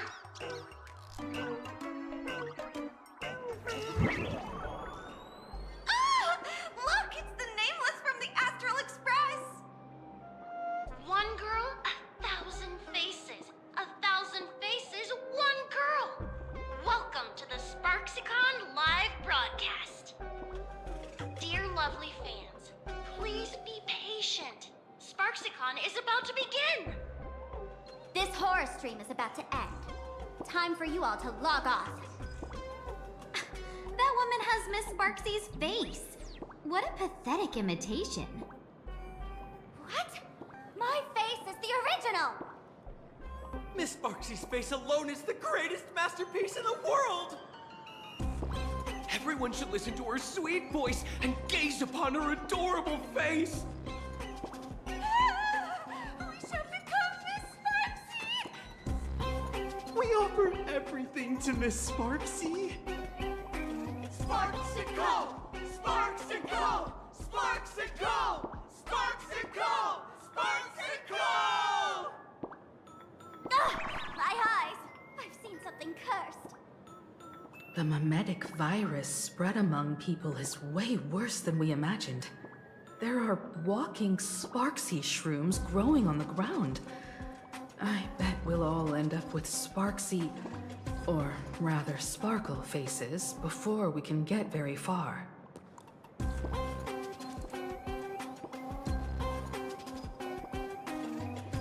Are we really using that? If we don't take down that imposter before the virus hits, we'll all be monkeys in the jungle. Become a fake of a fake or a carefree monkey?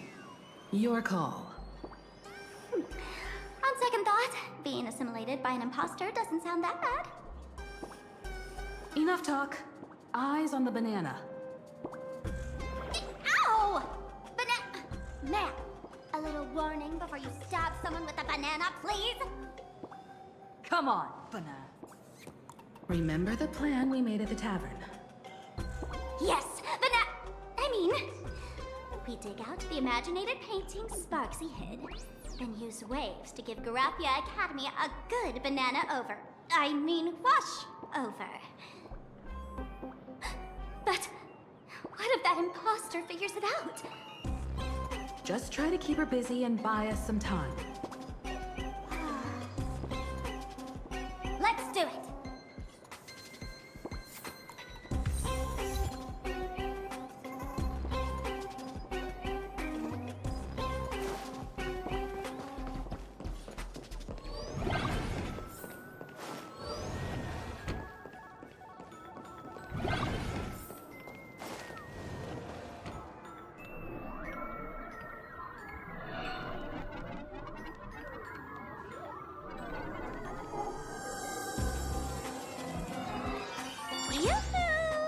Welcome, dear guests.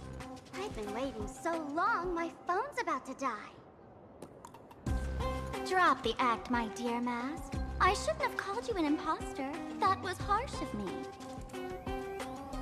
Come back to Mama's arms. It's not too late. If the Astral Express crew gets involved, they won't be pulling any punches.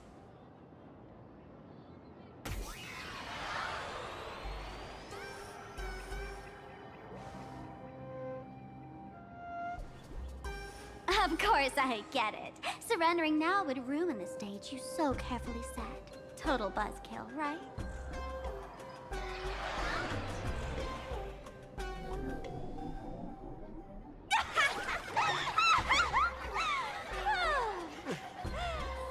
So you still don't get it? The worst thing an actor should do is be tied down to one type of role. Standing before you, the loyal friend who's been by your side all along. The masked fool who never played any tricks. She is actually the old mask I have shed.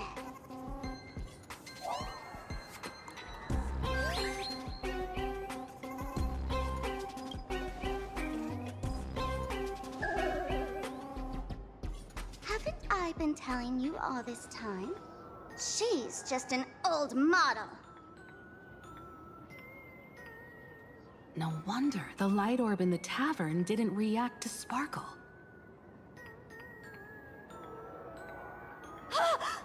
For real?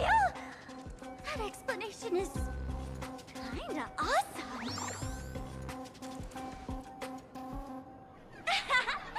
Look at those expressions on your faces. This is the best opening act for Sparksicon ever! I shed that old mask, and with it, the weak, timid, all too human me. This new me will break free from all shackles, gather my fans' wish power, and stride onto the stage of the Phantasmoon Moon Games! In return for the wish power offered by everyone in the Arcadia, every supplicant must show them what elation truly means. We will demonstrate the elation we desire!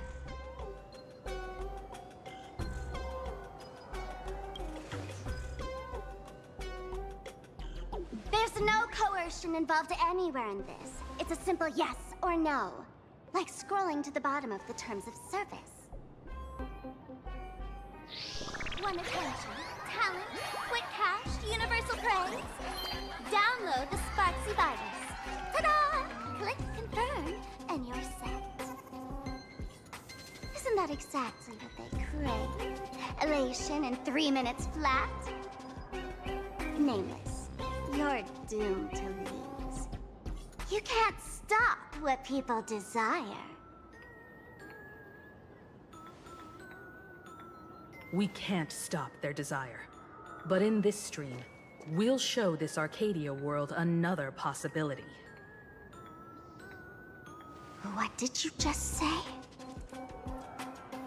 We'll show everyone watching the live stream the elation of the Astral Express.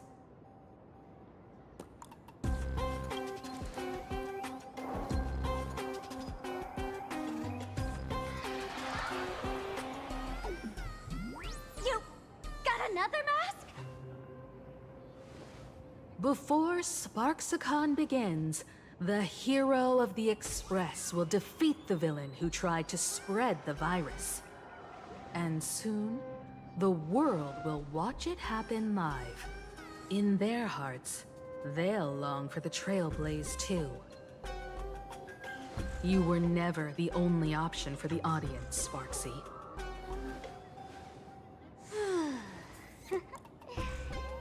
You know why I can't stand heroic stories? You lot always wave the flag of justice, then stomp all over the fun with brute force. The elation has nothing to do with justice, and you haven't won yet. Man, gray hair, don't tell me you forgot the plan. I'll stall her.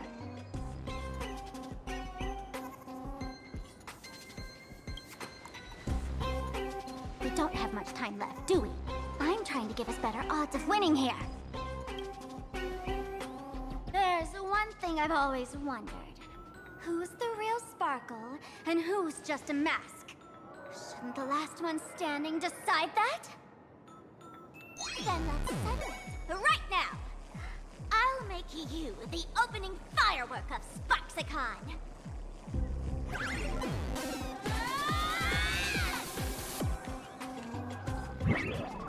Unbelievable! A girl who looks exactly like Miss Sparksy just rushed in and started throwing punches! Could she be a high grade? Looks like when it comes to top tier V-Streamer wars, the fanciest fights are fought the old-fashioned way. Hey, friends! Over here! Look this way! Is that March's voice? Over here! Mr. Yang and I are in the art classroom! While Sparkle keeps her busy, let's regroup with March first.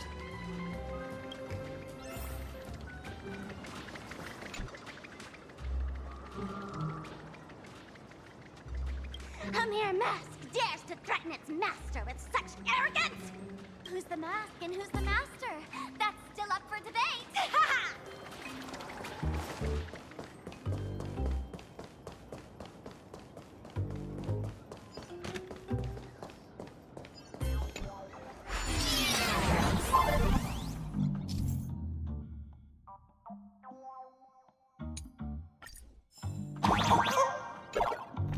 Move this platform, and you should be able to get up there.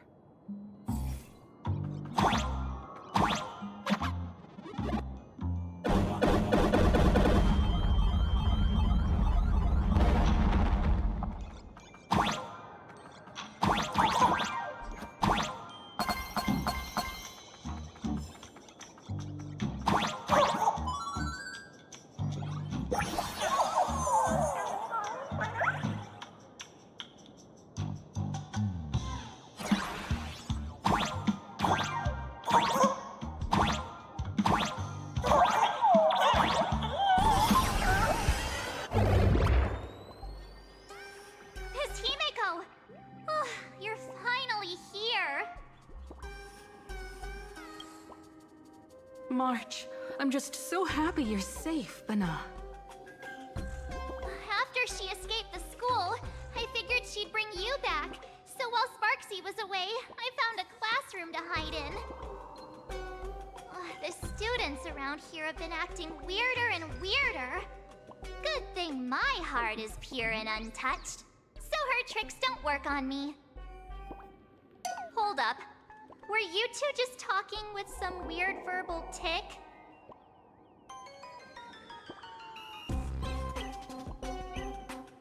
What? You actually used that Penacony in the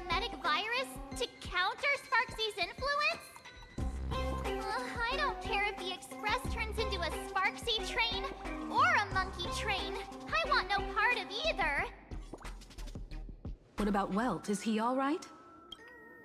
Mr. Yang, it's our friends. Come on out. You look perfectly normal, though.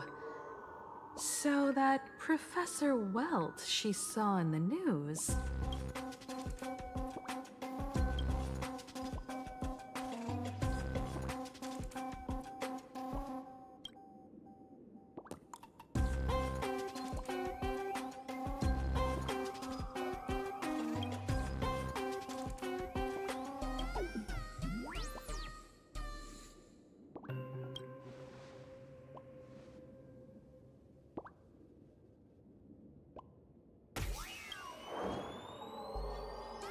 As expected from Teacher Yang. We might have a lead on the other two painting pieces. Have you seen... Furbo, Nana? You mean... a Furbo? We sent a local reporter into the school, but his luck turned sour, Nana. Sparksy caught him red-handed. Before he was taken away, he managed to take a photo of the library. I want to check it out with her. What about me and Mr. Yang? Now that we have a lead, no way we'll just sit here doing nothing. That's the plan. Let us know right away if you find any leads.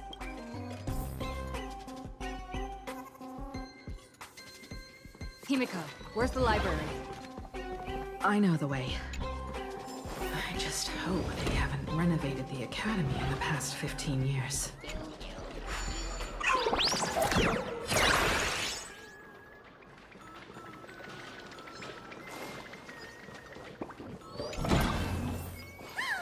The express crew is here! Please follow my live stream, chat. Please give Miss Sparksy lots of likes!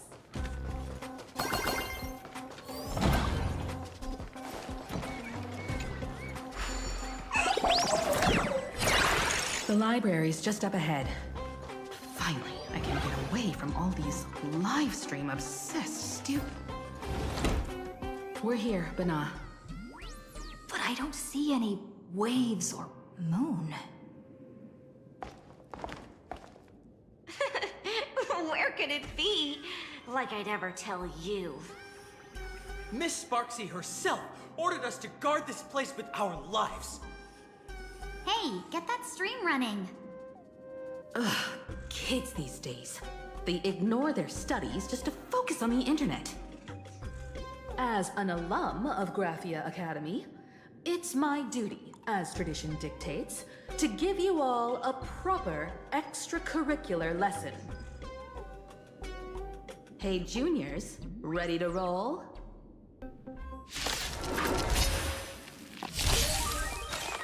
Attack detected. Still the same. Attack! You want to betray me? Until everything burns to ashes!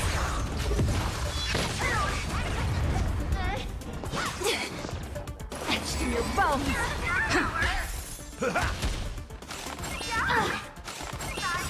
Fight to live! Can't wait anymore. It all dies. So beautiful! Set the seas ablaze!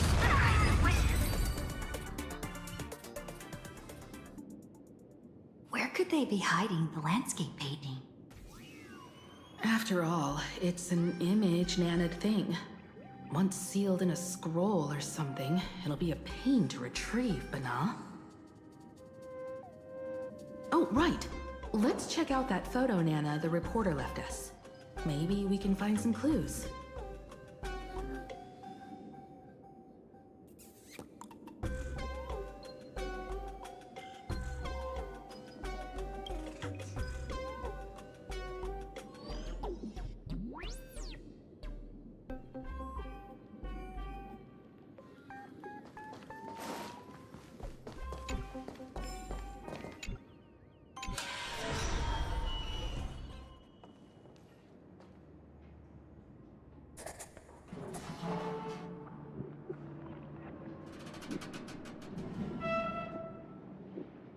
Where are we now? This place looks just like any other classroom. But something's off.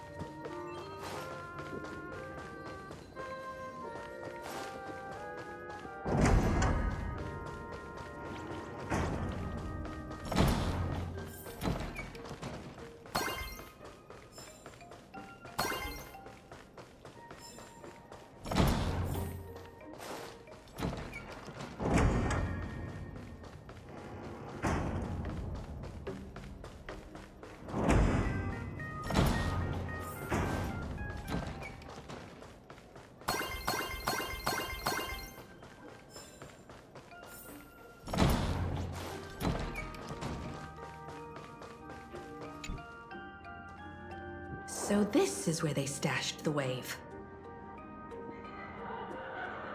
Did you hear something?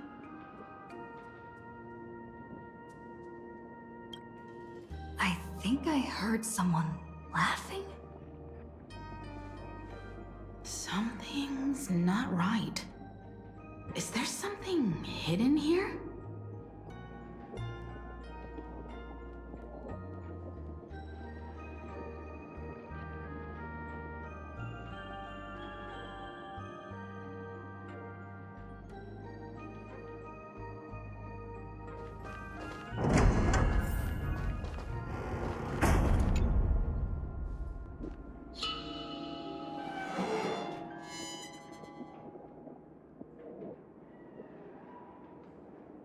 July 22nd, 1984? Belle? Could this classroom be...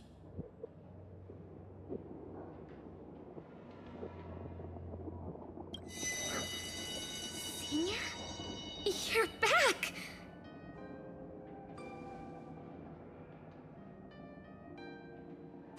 Belle? And you are? But...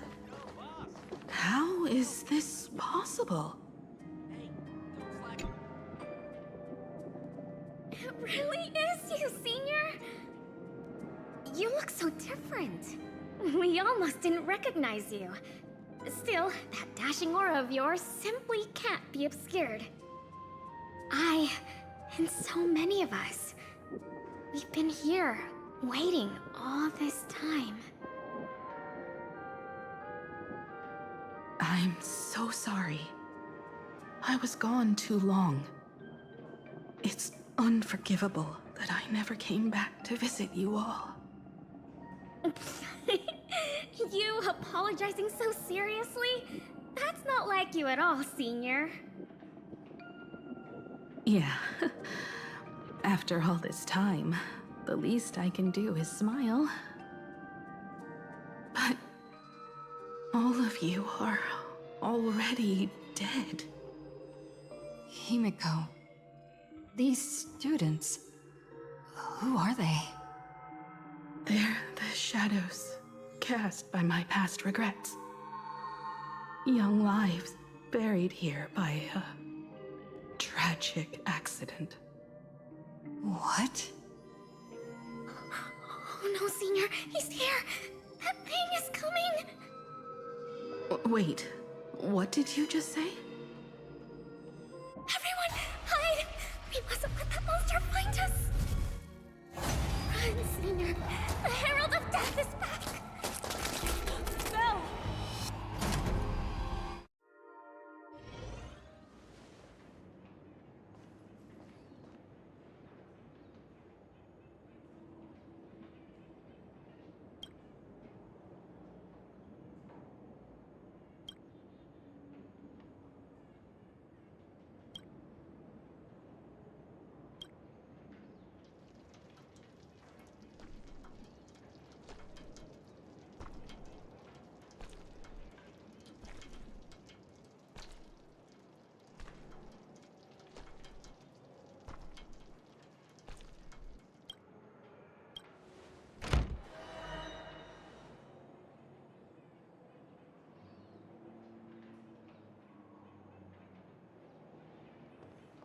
We've got the wave now. Time to regroup with Welt and the others. You can't save them. They're already ghosts.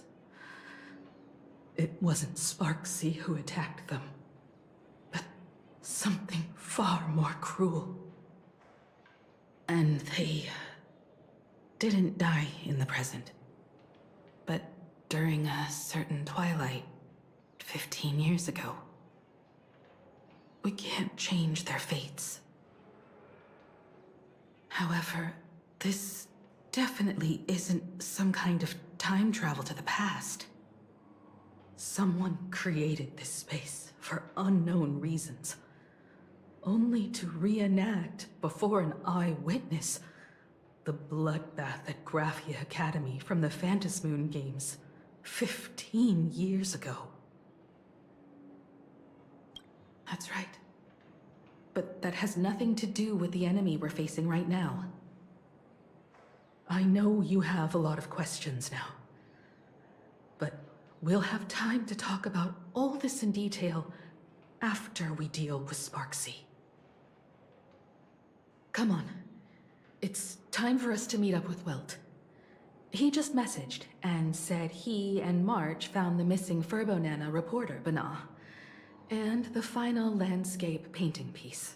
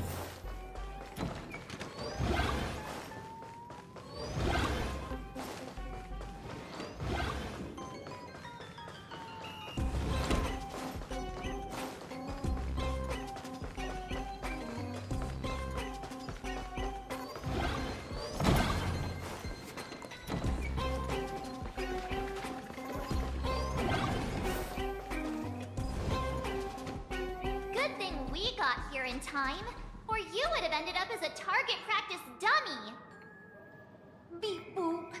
This Furbo nearly bit the dust. President, you're here! You're gonna give this Furbo some hazard pay, right?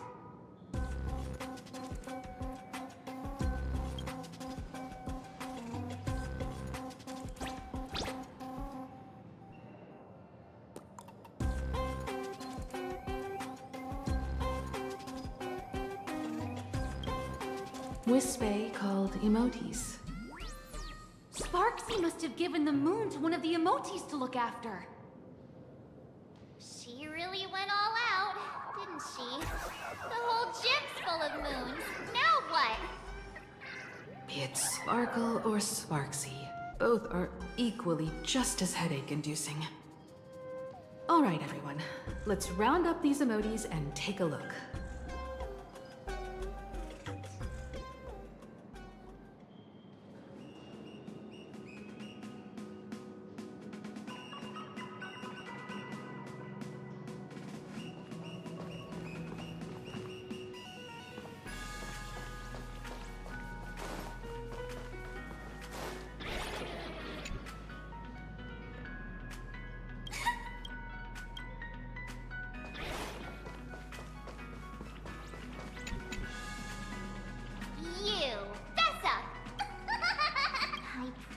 Its mouth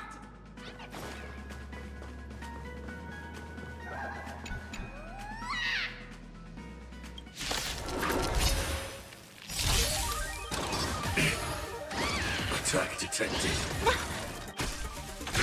Detonate. Can't wait anymore. Until everything burns to ashes! My friends? Indulge yourselves! Fight to live! Immolated my death. It all dies. So beautiful. Let the show begin.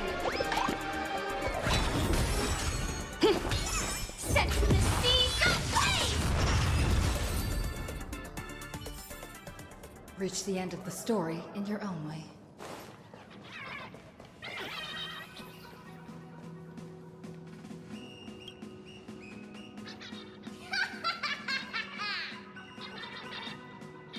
Oh, that sneaky laugh. It probably does know where the moon is hiding. But how are we meant to even reach the thing?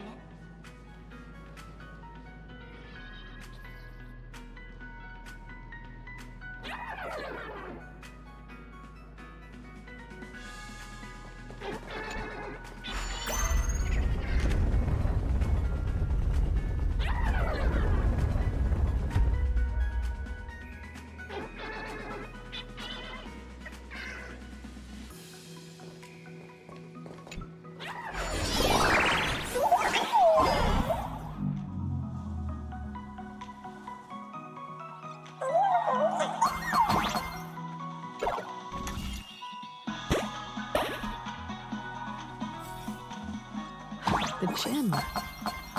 I've missed this.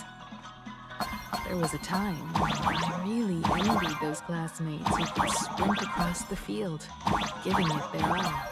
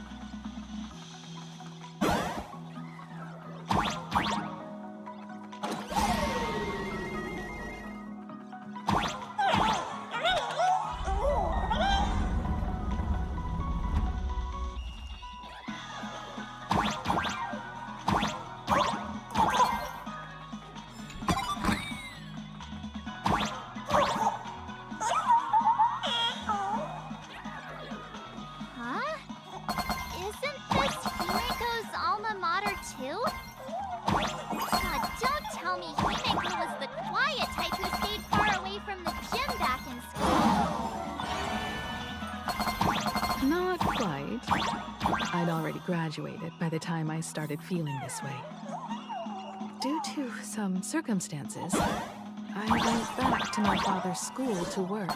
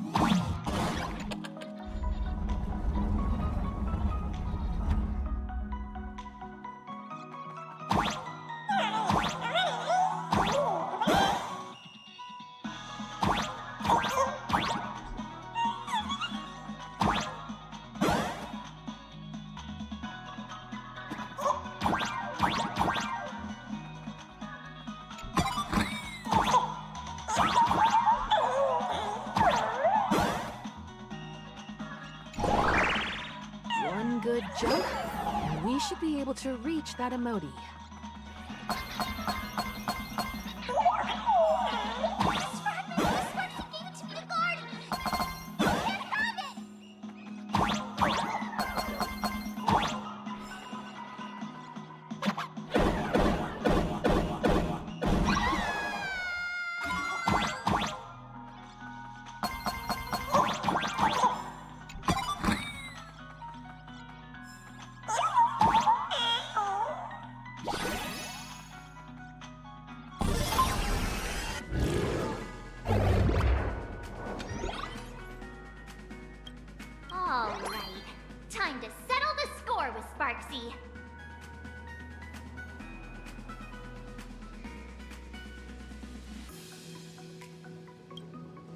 Since Sparksy dared to target the Astral Express, treating us like stepping Nana Stones in the Phantasmoon games, she had better be ready to become a spoil of war herself. She and I will head to the atrium next, piece the imaginated landscape back together, and help Sparkle take down Sparksy.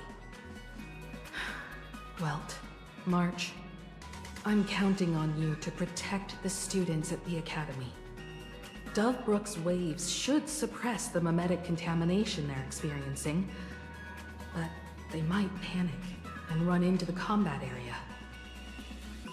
This time, I truly hope no innocent people get hurt during the Phantasmoon games. Don't worry, Miss Himeko. Mr. Yang and I have got this. You better give that girl a taste of her own medicine for messing with us like some comedy act.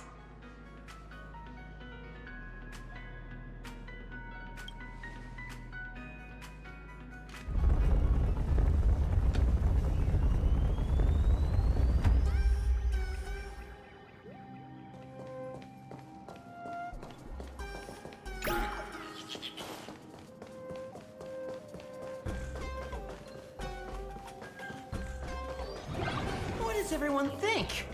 Well, then let's cheer for Miss Sparksy! Who will emerge victorious? Miss Sparksy or the Astral Express? State. Sparkle and Sparksy are gone. And the students too? If you think you've got this in the bag, you're in for a rude awakening. Sparksicon hasn't even started! Time for your SparksyCon grand finale! Because I, the Nameless of the Astral Express, will challenge you as a fellow supplicant and crush your elation. Challenge me? I'd love to fight you. Hurry up and put the scenery pieces together.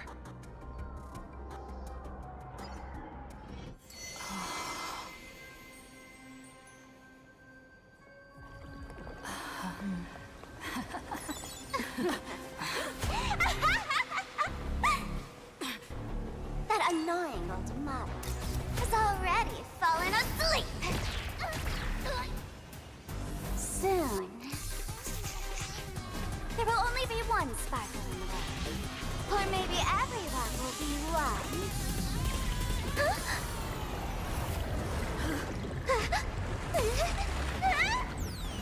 Don't attack during my transformation! Despicable! Too bad. The army has all arrived. Our heroes play the first battle of the Fantasy Supplicants has commenced!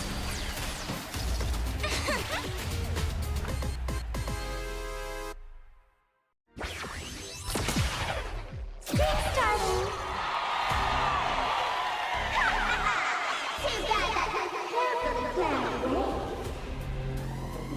Can't put up this sky full of Sparksy! Wind power will come back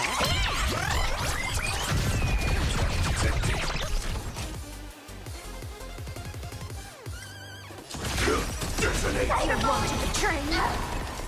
Immolating my dance!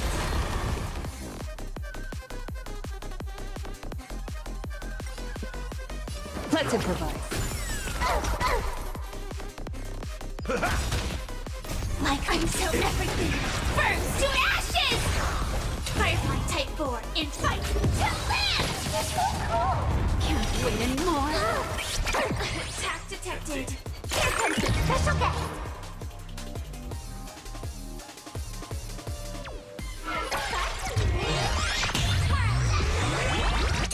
Where the heck did she drag me to?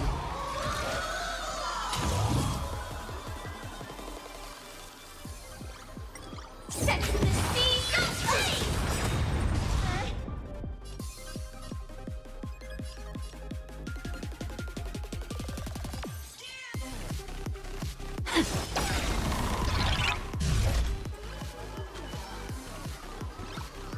Fight to land! want to betray me? The mood is set. Let the show begin. Stay in step.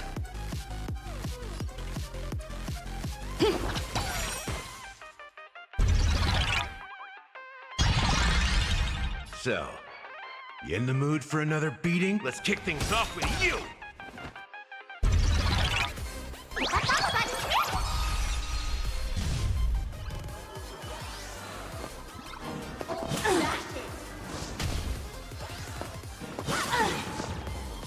This is more than a set in the sea. Go free! Still hanging on?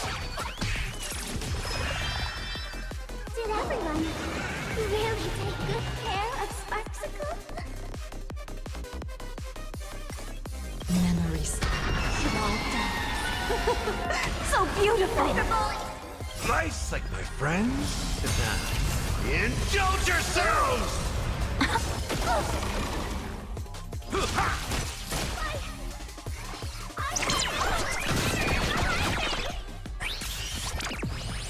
How could a mere nameless surpass my popularity? Let's improvise. Fight to live! Can't wait anymore. Go, my little team! Still the same old. Gather force!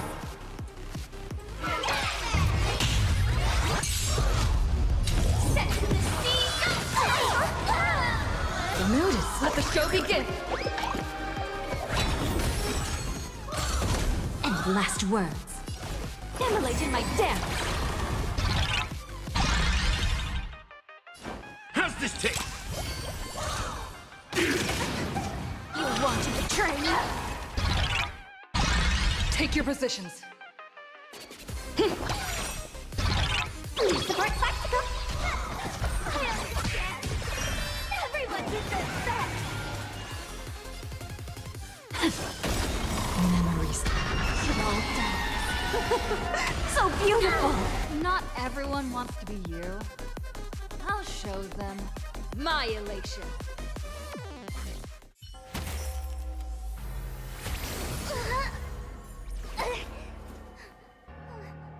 Sparksicle isn't over yet! Stop her! She's trying to escape into the crowd.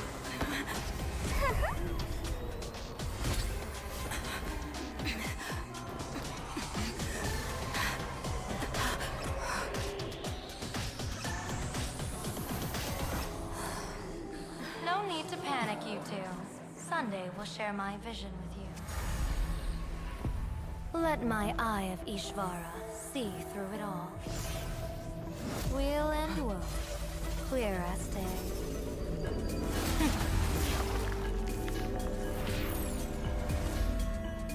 I see where the culprit is. Got you.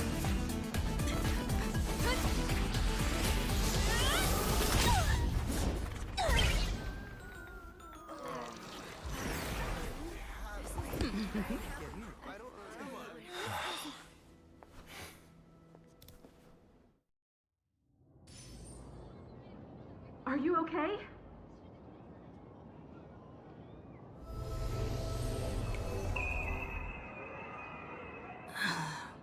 Where did everyone go? Look over here. General Yao Guang? Am I seeing things? We're just attuned to each other, that's all. Oh, feeling dizzy? Don't worry, it's just a minor side effect. When I first opened my eyes, I couldn't even conduct basic self-care for nearly a month. Don't worry though. With my reinforcement, you'll be back to normal in a moment. Thank you, General. By the way, above your head... Can you see the sign above my head? So, whether it brings weal or woe, whether it changes or not, please keep this secret safe from me. Don't let me know, and don't let anyone else, okay?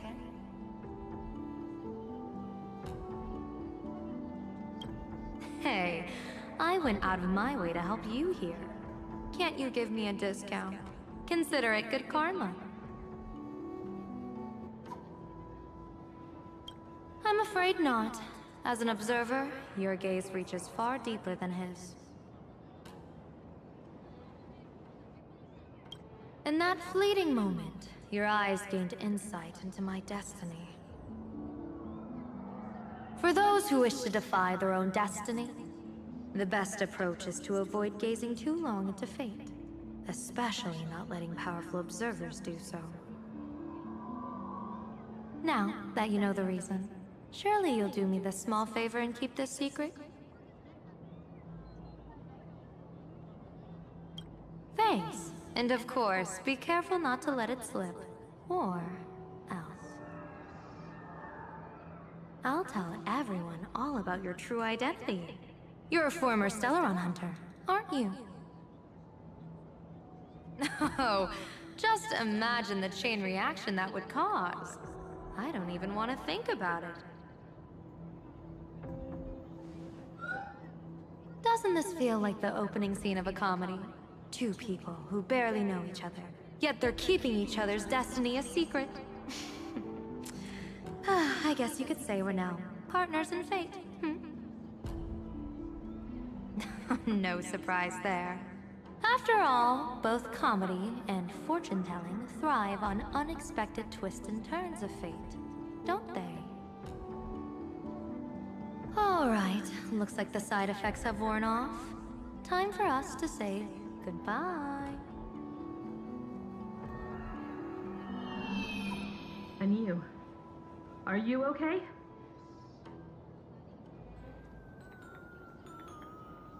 What just happened?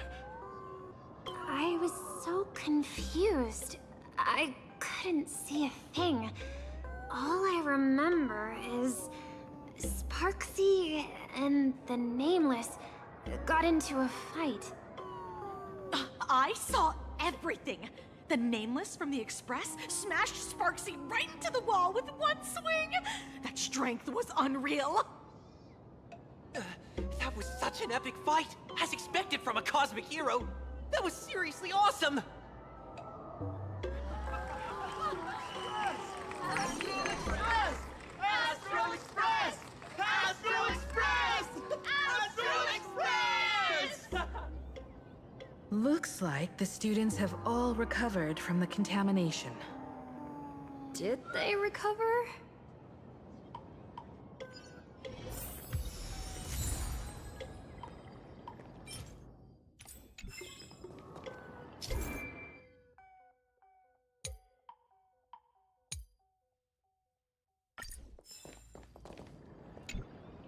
When she absorbed me, I thought it was all over. Thankfully, Gray Hair, you won this one. 1 point for the Trailblaze.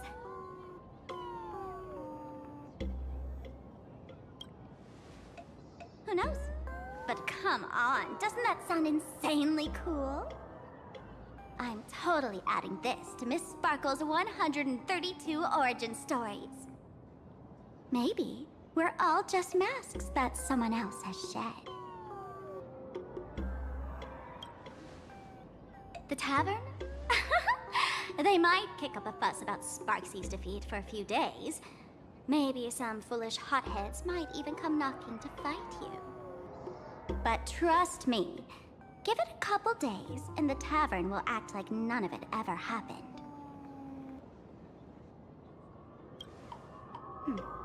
If I really am a mask, then naturally I should return to my wearer's face. But if I'm not, then maybe I need to reclaim the mask I've lost. I understand.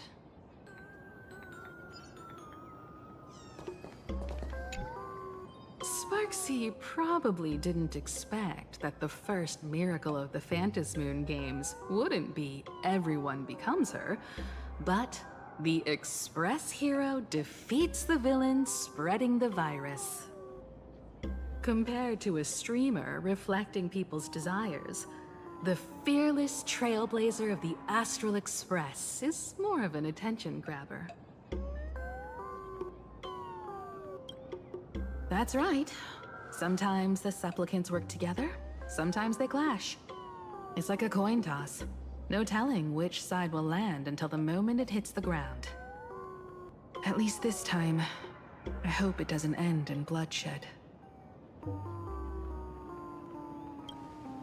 You're one step closer to an audience with Aha. Right now, all of Plain Arcadia is watching you, and all of their attention's flooding over you, and the mask you wear. Make the most of that attention.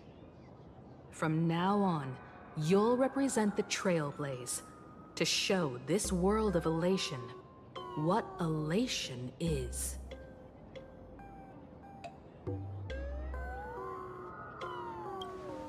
Show mercy.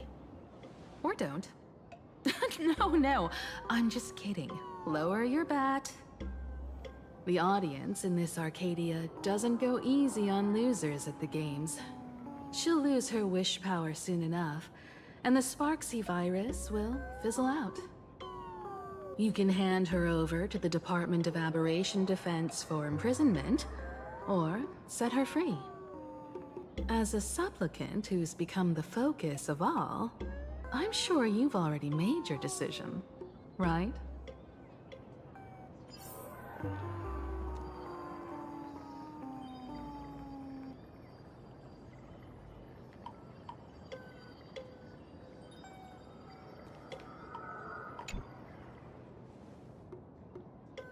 So, Victor, here to claim your prize? Very well.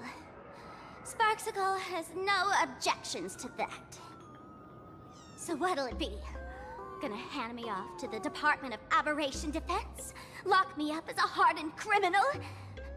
But knowing you, you're not that heartless, are you? Or maybe you want to take away my streaming account as punishment. I'll livestream 24/7 and sing praises of your valor. All right! Let what belongs to the Graffia family return to the Graffia family. But don't let this little win get to your head. You've still got a long, long way to go before you meet the laughter. We can keep working together. Better to have a friend at the Phantom Moon Games than another enemy, right? What? No parting words?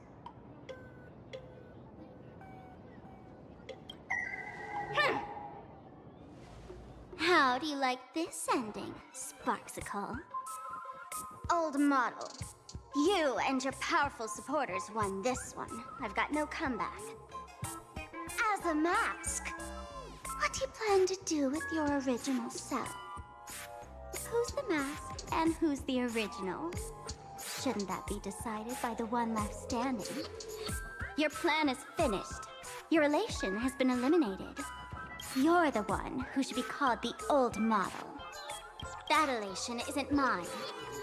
It's the elation everyone chose. And besides, wasn't it your idea in the first place? What? You told me to leave you behind.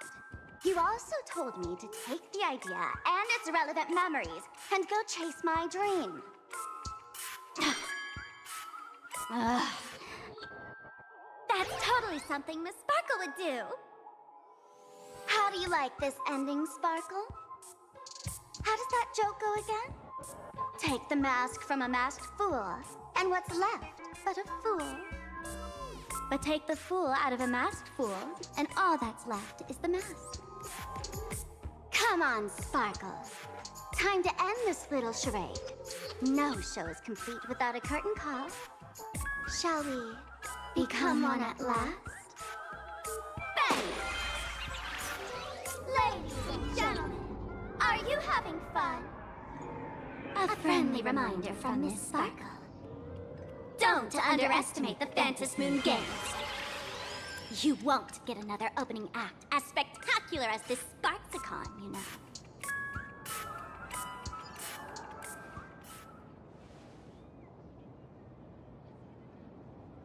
Sparksy! No. Sparkle? Which one is which? Perhaps it was just a masked fool, playing a harmless trick under the watchful eyes of the gods. Or maybe she just wanted to remind us that the elation in plain Arcadia has become something even the gods no longer recognize. In any case, everything here has come to an end. We should move on and unravel the next plot.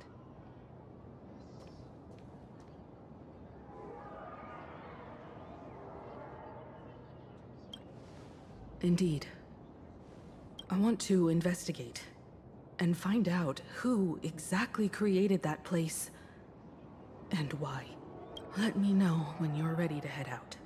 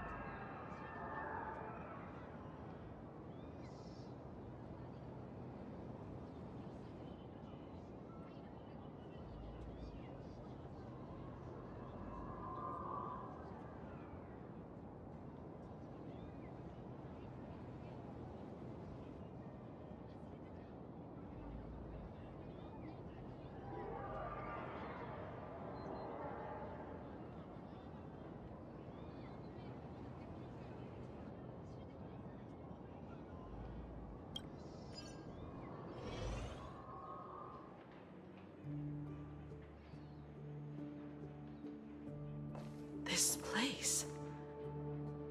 It's like nothing ever happened. The ghosts are gone.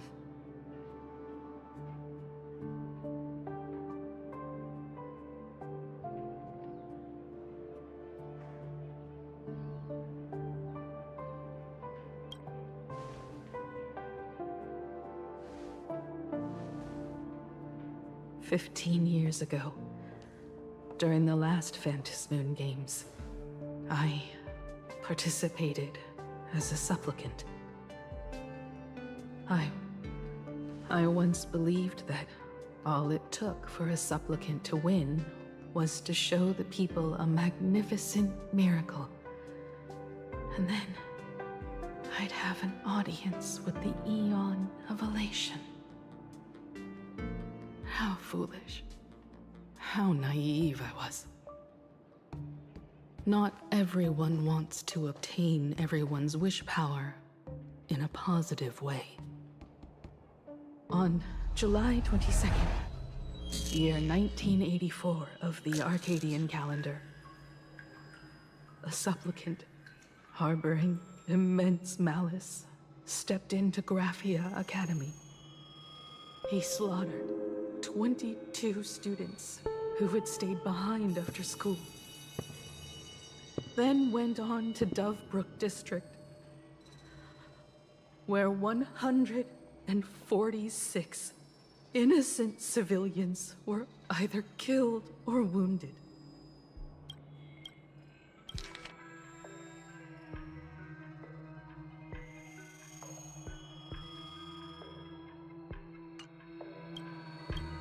That killer moved like a deranged artist, leaving corpses, imprinting his signature mark.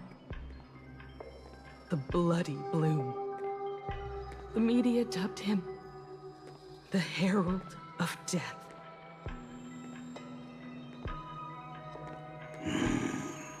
It was a tragedy that the world could not forget. The Phantasmoon Games of that year came to be remembered as the Blood-Stained Games. So many parents lost their children. So many people lost those dearest to them. One of the victims was my very own daughter. Upon my return, I stood before the grave where she was laid to rest. Her name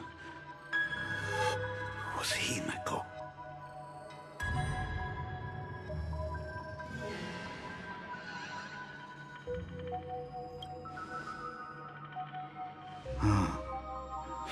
Forgive me. Allow me to introduce myself. I am Ryusuke, the current dean of Graphia Academy.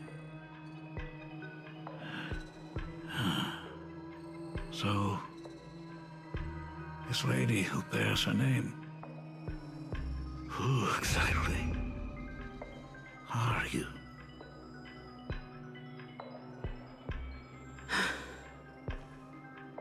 15 years ago, when I made up my mind to join this Phantom Moon Games, my father wasn't with me.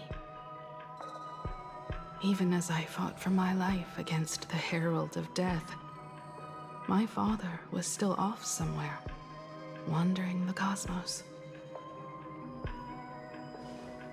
Strictly speaking, ever since I can remember, his presence in my life has been as thin as the air in space. So, I would ask you, who bears his name? Who exactly are you?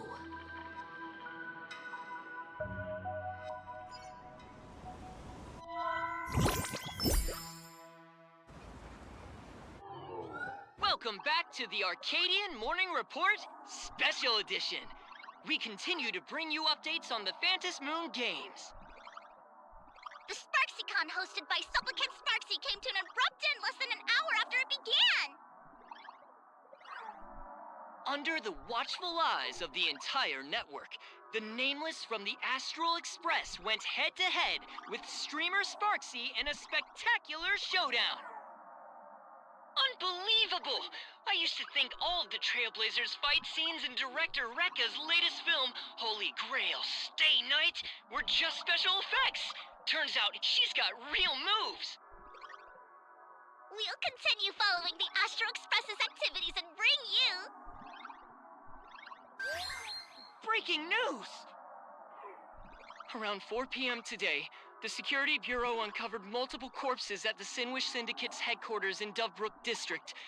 Initial reports suggest violent infighting among gang members as the cause. Even more shocking, an IPC employee was found dead at the scene. According to the investigation, the victim was identified as Lyndon Scott. Lyndon Scott, age 34. Field operative in the Strategic Investment Department. Ring any bells, Mr. Ashvale? Never heard of him. What was someone from the IPC doing here? Word is, the Sinwish Syndicate recently got hold of a mask. Maybe Mr. Scott came to negotiate for the Phantom Moon Games, and got caught in the fallout. Apologies for interrupting your work, Mr. Ashvale. Wouldn't call it an interruption. The mess at Graphia Academy cleared itself up. But this... Initial assessment. 33 Sinwish Syndicate members. Leader Polwave included, along with second-in-command Costide, were murdered in the same time frame. Costide. The victims show clear signs of trauma and fractures, along with massive blood loss. Exact cause of death still pending further autopsy. These stylized handprints. We both know what they mean. Bloody Bloom. Only one person ever used that as their calling card. The Herald of Death is back. Your suspicion isn't without merit, but that guy was executed 5 years ago. Executed? Who witnessed it? Was the execution broadcast to the public? Who can prove he's dead? Who's to say you didn't let him out to rig this entire game? You've heard the rule, haven't you? No one can enter the Phantasmoon games twice. So let me give you a piece of advice. Don't let rage gnaw away at your reason. It's bad for your health. The case's info is in the dossier. Get to work. The Department of Aberration Defense isn't paying us to bum around, hmm?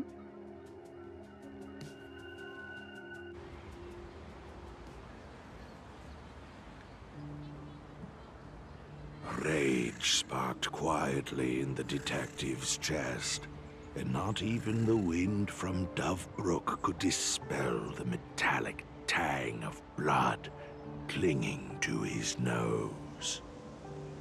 When he first heard the Sinwish Syndicate had obtained the mask, a grim premonition stirred within him, but he never expected it to be the omen of a friend's death.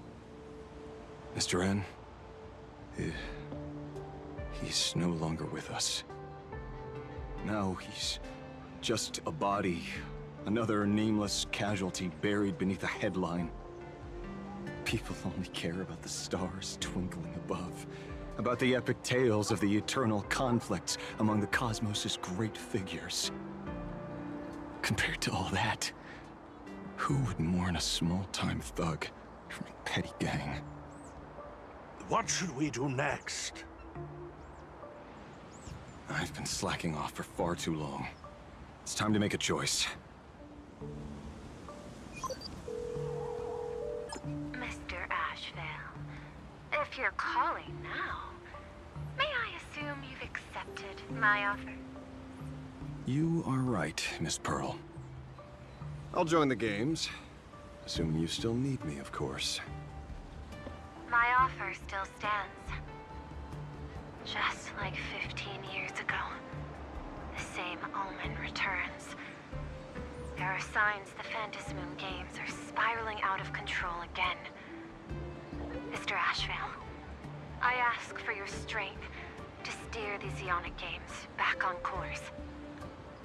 All I have to offer is a heart set on revenge. Today, 33 citizens of Plain Arcadia and one IPC colleague perished under mysterious circumstances. Someone is imitating the Herald of Death's methods, attempting to interfere with the games. Only victory can bring solace to the fallen. No. What consoles the dead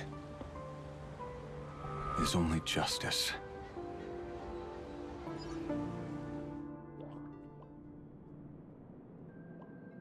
What's the matter? Found a better candidate? Don't I even make the short list? This is a game shaped by the most capricious Eon. Surprises and twists are its very nature. It's only right I choose the strongest players. Even so, I have to ask, what makes you so sure that I'd hire a wanted criminal to fight in the Phantasmoon games, instead of tossing you into an IPC cell? Throw me in prison? But the Strategic Investment Department in Penacony clearly extended an olive branch to us Stellaron hunters. No? Changed your minds already? You suits sure turn faster than a page in a paperback. So let's cut the fluff. Give me a mask. Call it your first strategic investment in us. What do you say? Understanding comes first, then the investment. Tell me, how do you plan to earn my trust? Apologies in advance. Before I came to meet you, I broke into your collection room. I know what you've been working on. Imaginate. Tell me, have you heard of Zero? Greatest hacker and most feared player in all of Punk Lord? Some say she's an emanator of elation, while others say she enters the dark zone created by Mythos, as if it were her own backyard. She caused Punk Lord's data meltdown and infected IPC branches in 28 segmenta, isolating them from each other. Most information about Zero is half true, half false, much like the rumors surrounding you Stellaron hunters. But one thing is certain. Zero suffered a major downfall, and is now a prisoner of the IPC. It's obvious she left a deep impression on you. Traumatic, even. In that case, you should also know that ether editing and imagenesis stem from the same technological source. Or art. I know. I've studied it. Huh. How could I forget? You stole Zero's tech to make that lousy cash grab game Ethereum Wars. Of course, you'd know all this. But you corporate moneybags will never comprehend it. The fleeting, ever-changing power of the elation. Zero once tampered with a parameter of reality, creating an independent realm that belonged solely to her. Just like that other one. Just like Graphia. Are you willing to trade the secrets of imagenesis? I can think about it. Deduction. You may be lying. I've heard that those who join the Stellaron Hunters have long since abandoned the path they once walked. Who knows? You're in the Arcadia of Elation. Wouldn't it be a waste not to test your luck? Deal, Ether Hacker. And to seal it with confidence, let me show you a little trick of the trade. A hacking trick?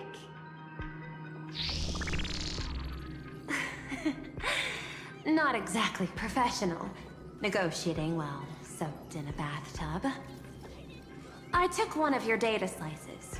This will help us have a more honest conversation. How did you do that? Because I've studied you, including that cyber battle between you and that genius Schoolum. I even logged into all 76 of those banned accounts. I scattered just enough data breadcrumbs online for you to sniff out, leading you to the Ashen Detective. I even let you stroll through my collection room to explore as you pleased. Miss Silverwolf, a word of advice. Don't treat that mask like some 10 Stoneheart's investment in a Stellaron hunter.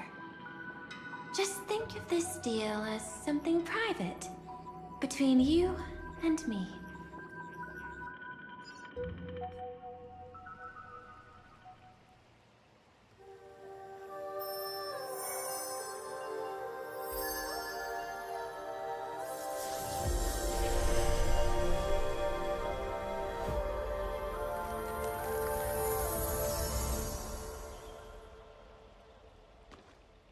What the heck? I just blinked and suddenly half the supplicants are wearing masks? I was hoping the show would get better. Streamers clashing with cosmic heroes. A flashy brawl without anyone getting hurt. Wouldn't that have been nice? But now we've got a crow, a shell, a cat, a wolf? How many more mystery guests are crashing the stage? And this thing? When did it sneak in?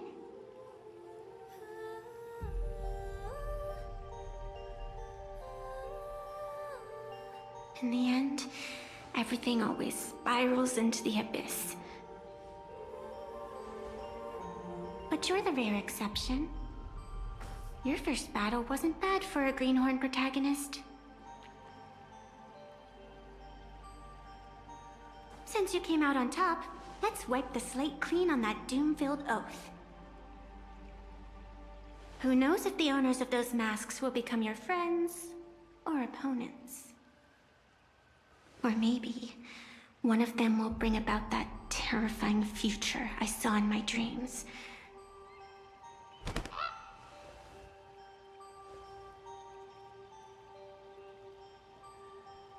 Little one, how'd you find your way here?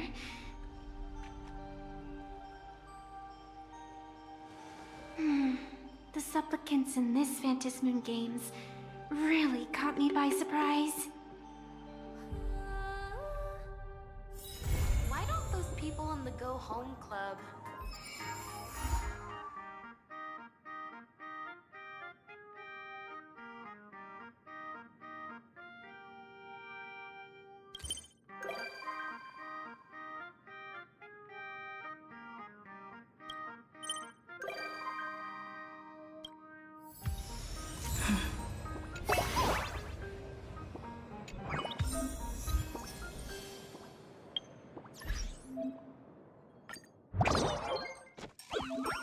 What?